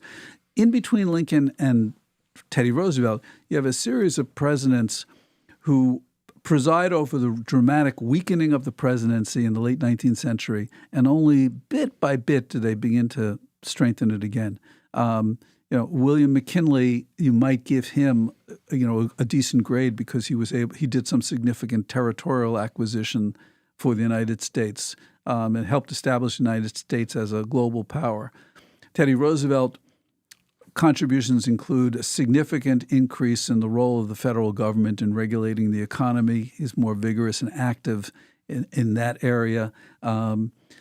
Sees a responsibility for the government to be actively trying to pursue the welfare of ordinary citizens. There's not a lot he actually can do, but where the opportunity arises, he tries to make sure the government is not just acting on behalf of the wealthiest and corporations. So he's a more balanced candidate.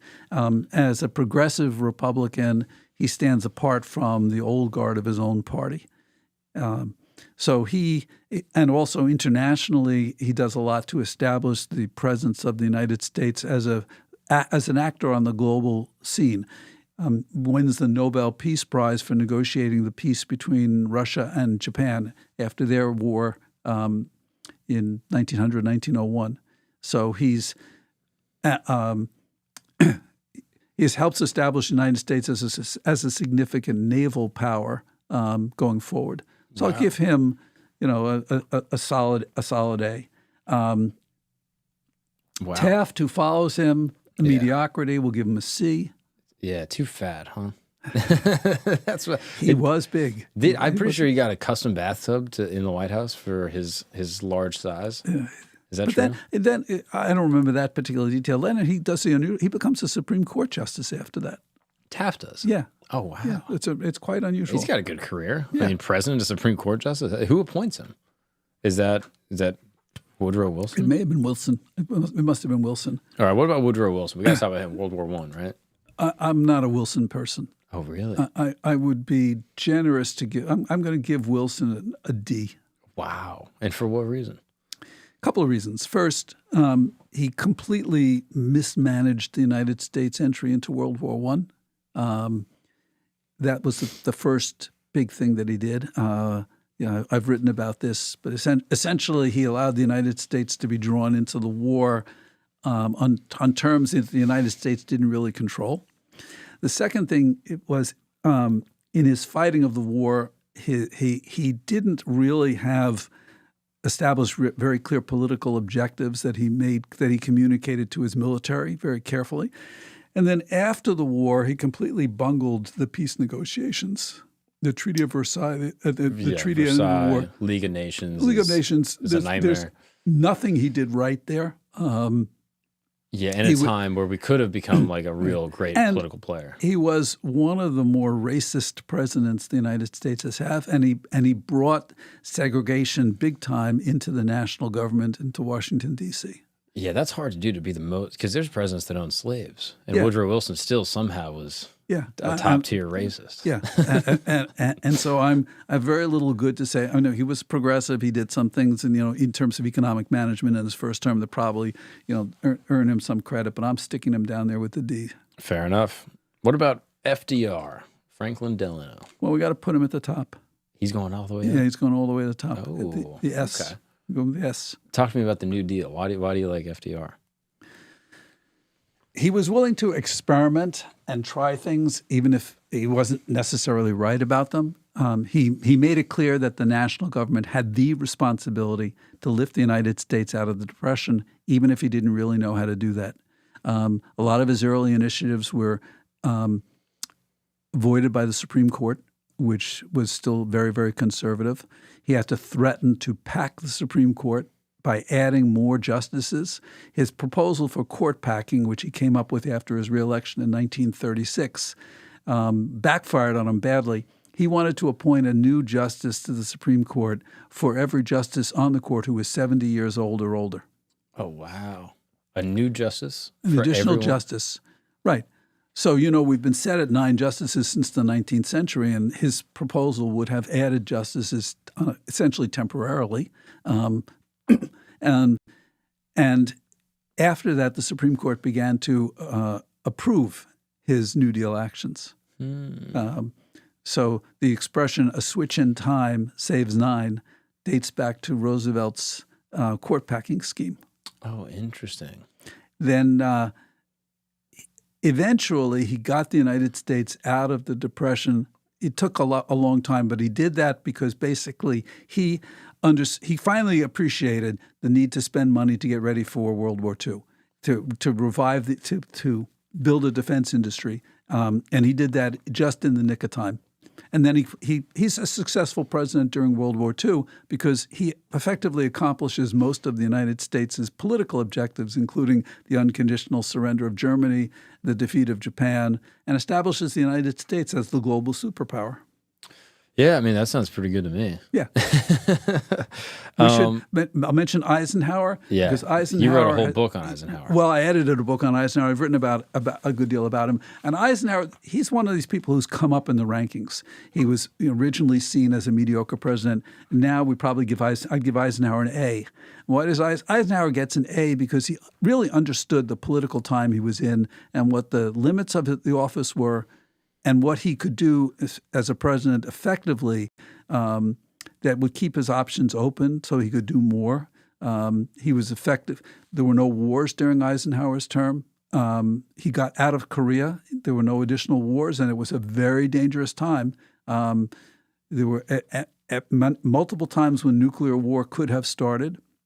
So Eisenhower navigated a very tense Cold War environment, and he also, in terms of civil rights domestically, was at least as good as Truman, and probably better than he's often given credit for. Okay. What about JFK? I give him a B. I'm almost tempted to give him an incomplete.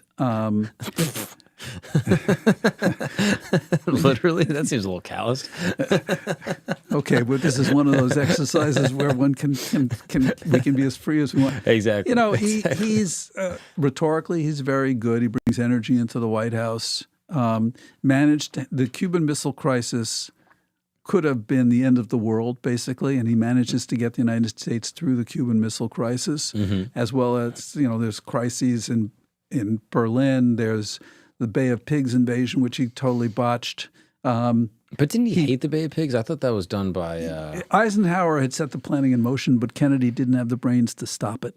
I see. He was too inexperienced. He was a very inexperienced person coming into the White House. He was pretty young. He was like 30s, right? On civil rights, cautious, but made some progress. His brother, as Attorney General, did some good things. So there was movement there. And so I think we give him a B, give Kennedy a B, I would say. What about LBJ? This is a wild guy too, huh? One of the toughest to evaluate. And why is that? Because his presidency domestically and foreign policy are two entirely different things. Vietnam's a disaster. Right. Lyndon Johnson deserves an F for Vietnam. But he's also tremendously progressive on voting rights and civil rights. He does things that are remarkably courageous for an American president to do. We have the Voting Rights Act of 1965 and the Civil Rights Act of 64.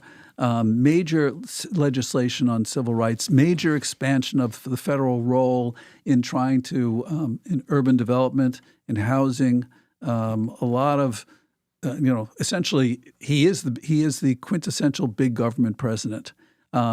Reckless in foreign policy, doesn't understand the limits that the United States should have. So I could give him an A domestically and an F on foreign policy. So that's an average of a C. Sometimes during the semester you might write 2 papers and you got to average them. So I'm treating him as a college professor. That's fair. Okay, that's fair. Okay, what about Nixon? This will be a controversial one. No, we're going to give him an F. Because, straight up F. Yeah, Vietnam. He took too long to get out of Vietnam. On domestic policy, he did many things that were positive, but then Watergate just basically destroys his reputation. Okay, can we jump to Jimmy Carter? Yeah. Carter's a B. Yeah, I mean, he gets... the world is sort of slipping out of American control at that time, and he's at the very tail end of that New Deal era. So he's more of a technocrat than an ideologue. He believes if you run government well, his background was as a nuclear engineer, and he kind of had an engineer's approach to the world. Do things, competently, and good results will occur.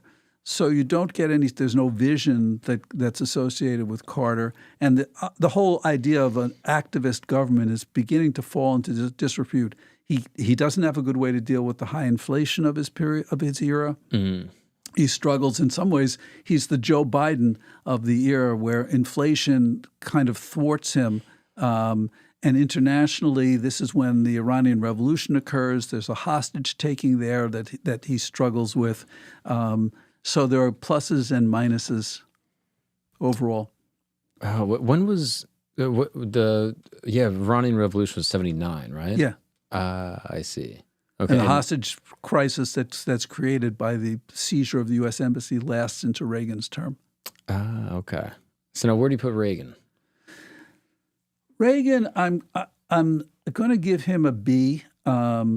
but this is probably reflects my predisposition to liking Democrats more than Republicans. Reagan's a very effective president. Well, let's give him an A. I mean, let's just for the sake of discussion, let's give him an A. Reagan's because bumping to an A. he changes the trajectory of American politics significantly. The whole debate, the whole discourse of American politics is different after Ronald Reagan. We're not talking about expanding the power of the national government. And it's also a period when we see the beginning of the end of the Cold War. He's willing to, although he talks tough to the Russians, to the Soviets, he's really more interested in trying to negotiate with them and find ways to step down from conflict. And I think those redound to his credit. I'm less happy about his domestic policy, but if you step back from the ideology and you think, is this someone who has a clear agenda and knows how to do it? The answer is, yeah, he does have a vision, and he's effective in putting that vision in place. All right. I mean, that seems like a pretty unbiased ranking. All right. What about George H.W.? A B. Okay. Because he completes the wind down from the Cold War. He's quite effective, and internationally, this is the time when there's the Persian Gulf War. With Iraq invading Kuwait, he puts together a very effective international coalition to deal with that. Quite striking. It's a period of essentially American supremacy on the global scene, so he's able to do things that other presidents before him probably couldn't do it. Those are the positives about H.W. The negatives, he has no feel for domestic issues whatsoever. His background is entirely in the CIA and foreign affairs. So the economy basically tanks late in his term, and he's ham-handed in his way of dealing with that. Okay. And so wait, where'd you put him? You put him at a B? Yeah. Okay. And now Bill Clinton. Bill Clinton, another B. This is a time when the American economy is really humming along. You get the budget into a surplus, something we haven't seen since, basically. And that was his monetary policy. Well, sometimes presidents get credit for things. The economy was going along very strongly during Clinton's presidency. But I thought H.W. kind of tanked it. Yeah, but it came back. I don't think Clinton had much to do with that. The economy, presidents, there are recessions that presidents have little to do with creating or curing. The economy comes back. You're in a budget surplus. Globally, he's managing the transition out of the Cold War. He's actually quite effective in reducing defense spending, taking advantage of, if you will, the Cold War bonus. These are good things. NAFTA was popular at the time, where NAFTA seemed like a good idea. The North American Free Trade Agreement that we discussed briefly earlier. NAFTA was the idea behind that is the United States will benefit in a global economy where we do the things we're best at, which tend to be brain activities, higher level, higher order, not simple manufacturing. We can do some of that, but we can do other things, financial services and all the rest on a global scale, and we can be the dominant in the world in that way. And we'll hand off lower skill economic functions. And that seemed like a good idea. There was a man named Ross Perot who ran as a third-party candidate who referred to the great sucking sound of jobs leaving the United States under NAFTA. Well, Perot was right about that. The problem with NAFTA was not NAFTA itself, but the fact that no one, Clinton especially, was thinking about what do you do for the people whose lives are being dislocated when those factories are moving to Mexico or elsewhere. What happens to those parts of the country where those jobs were concentrated? And back, I'll just say, this is when Ohio is a Democratic state. Ohio is a heavy manufacturing state. Well, look at Ohio today. A lot of those jobs have left, and Ohio has become a red state. And I think Clinton did not appreciate the need to have some response to the dislocations that would be caused by the embrace of the neoliberal economy. Yeah, that's interesting. That as the jobs left Ohio, you could feel the political climate That's changing. one of the factors, I think. And what happens in states like Ohio is young people who grow up and go to college don't go back home after that. They leave Ohio and they will go to places where there are economic opportunities for people with the kinds of skills that they have. Yeah, Ross Perot also gained a lot of support, right? He did, yeah. He didn't win states, but he pulled something close to 20% of the vote, as I recall. That's a lot for a third-party candidate. I mean, the most ever for a third party? I don't recall. That's pretty significant, though. Okay, so now what about George W.? We're going to give George W. an F. A full F. A full F. Have you seen his paintings, though? He's a great painter. If we're not rating them on their artistic talents, but I'm going to give him an F. The Iraq War was a disaster. Yeah. Afghanistan turned out to be a disaster. Yeah. He had no serious. He was a poor leader during wartime. He let things happen without seizing control of it. His idea, essentially, Winston Churchill was his hero. He thought that he was like Winston Churchill during the Battle of Britain. You have to have a stiff upper lip, and you have to get through it. It's not a policy. That's not real leadership. And he didn't take any leadership that would have allowed us to have exited or dealt with those wars in a more satisfactory way. Also, and the whole Iraq War was just totally unnecessary. Yeah, I mean, Hitler's aggression, I don't think you compare it to phony WMDs in Iraq. And then you had the Hurricane Katrina fiasco, and it was just a bad presidency. Yeah, I think that's probably reasonable. All right, Barry O, Barack Obama. So I'm going to give him an A because just being the first African-American president in a country where racial prejudice still runs deep, and breaking through that barrier was quite significant. Mm-hmm. He had a tough time as president because he lost his congressional majority very early on, but Obamacare has been a significant policy benefit to many, many Americans, so much so that despite Trump's talk about having a concept of how he'd like to replace Obamacare, it's not going to get replaced by anything that I can see. And I think I hope Trump is smart enough to realize there's no upside for him to get involved in this issue.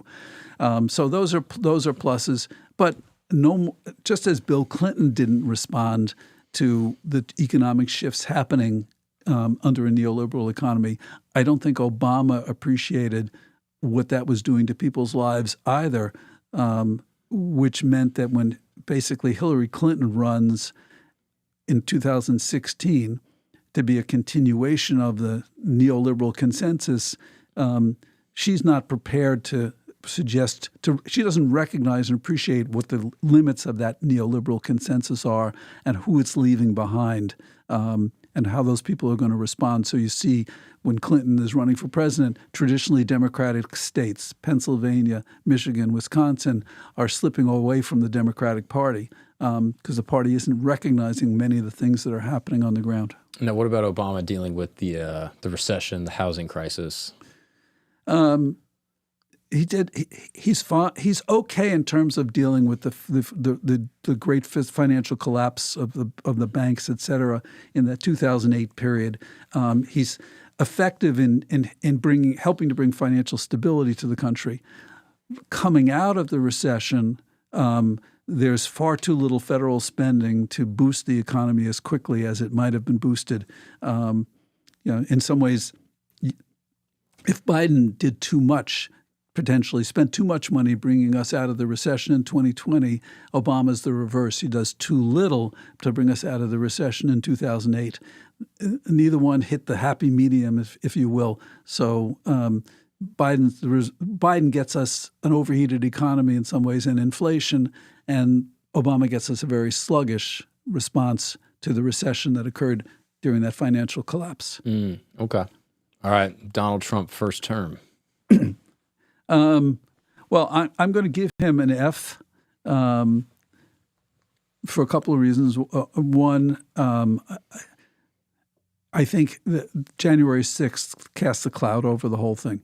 And he surrounds himself with hangers-on and sycophants who basically don't belong anywhere in government.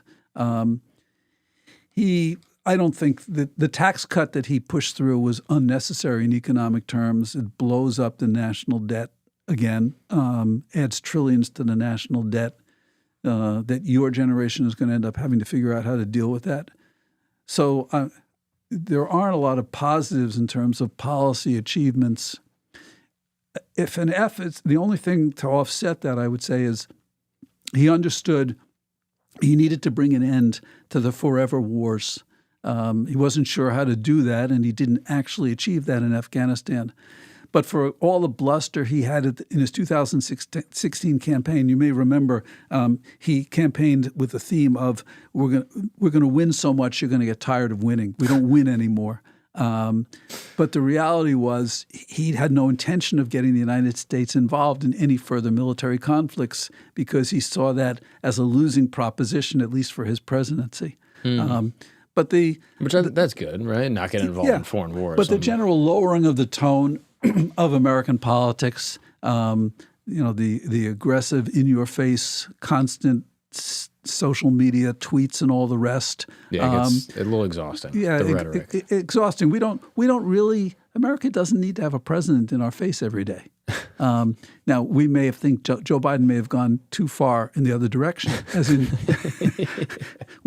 it'd be nice to see him he disappeared. Where is Joe Biden? I mean, there are some bizarre things about Biden's invisibility that we can attribute that to his age. But Trump, the in-your-face style of politics, we didn't need that. And then finally, he bungles the early stages of the COVID pandemic. Yes, he gets a vaccine going pretty early on, but many of the things he said during the early period of COVID were ridiculous. And didn't he? It was to him. It almost seemed, and he said this. Early on, he said, we're going to have fewer and fewer cases, and eventually, it's just going to go away. That was one of the things he said early on in the pandemic. Mm-hmm. That's not a policy. That's an expression of a hope. And what it really is an expression of, this isn't what I signed on to be president for. And I don't really want to have to deal with this.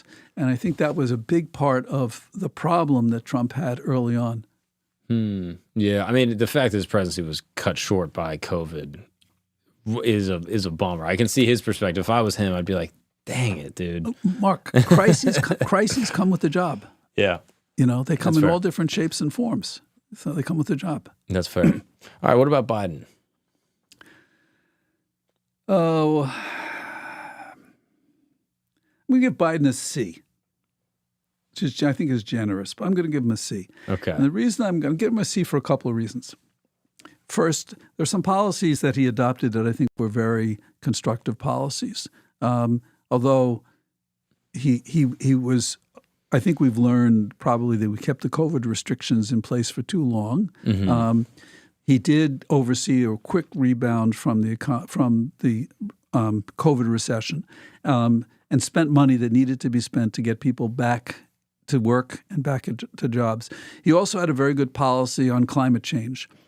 His investments in infrastructure were positive, and I think we will look back and recognize that one of the things about climate change that makes it so hard to deal with is it's a long-term problem with limited immediate consequences. But if you don't act on the long-term problem now, it's going to be much, much harder to do it later. By the time it becomes an actual problem, we may not be able to solve it at all.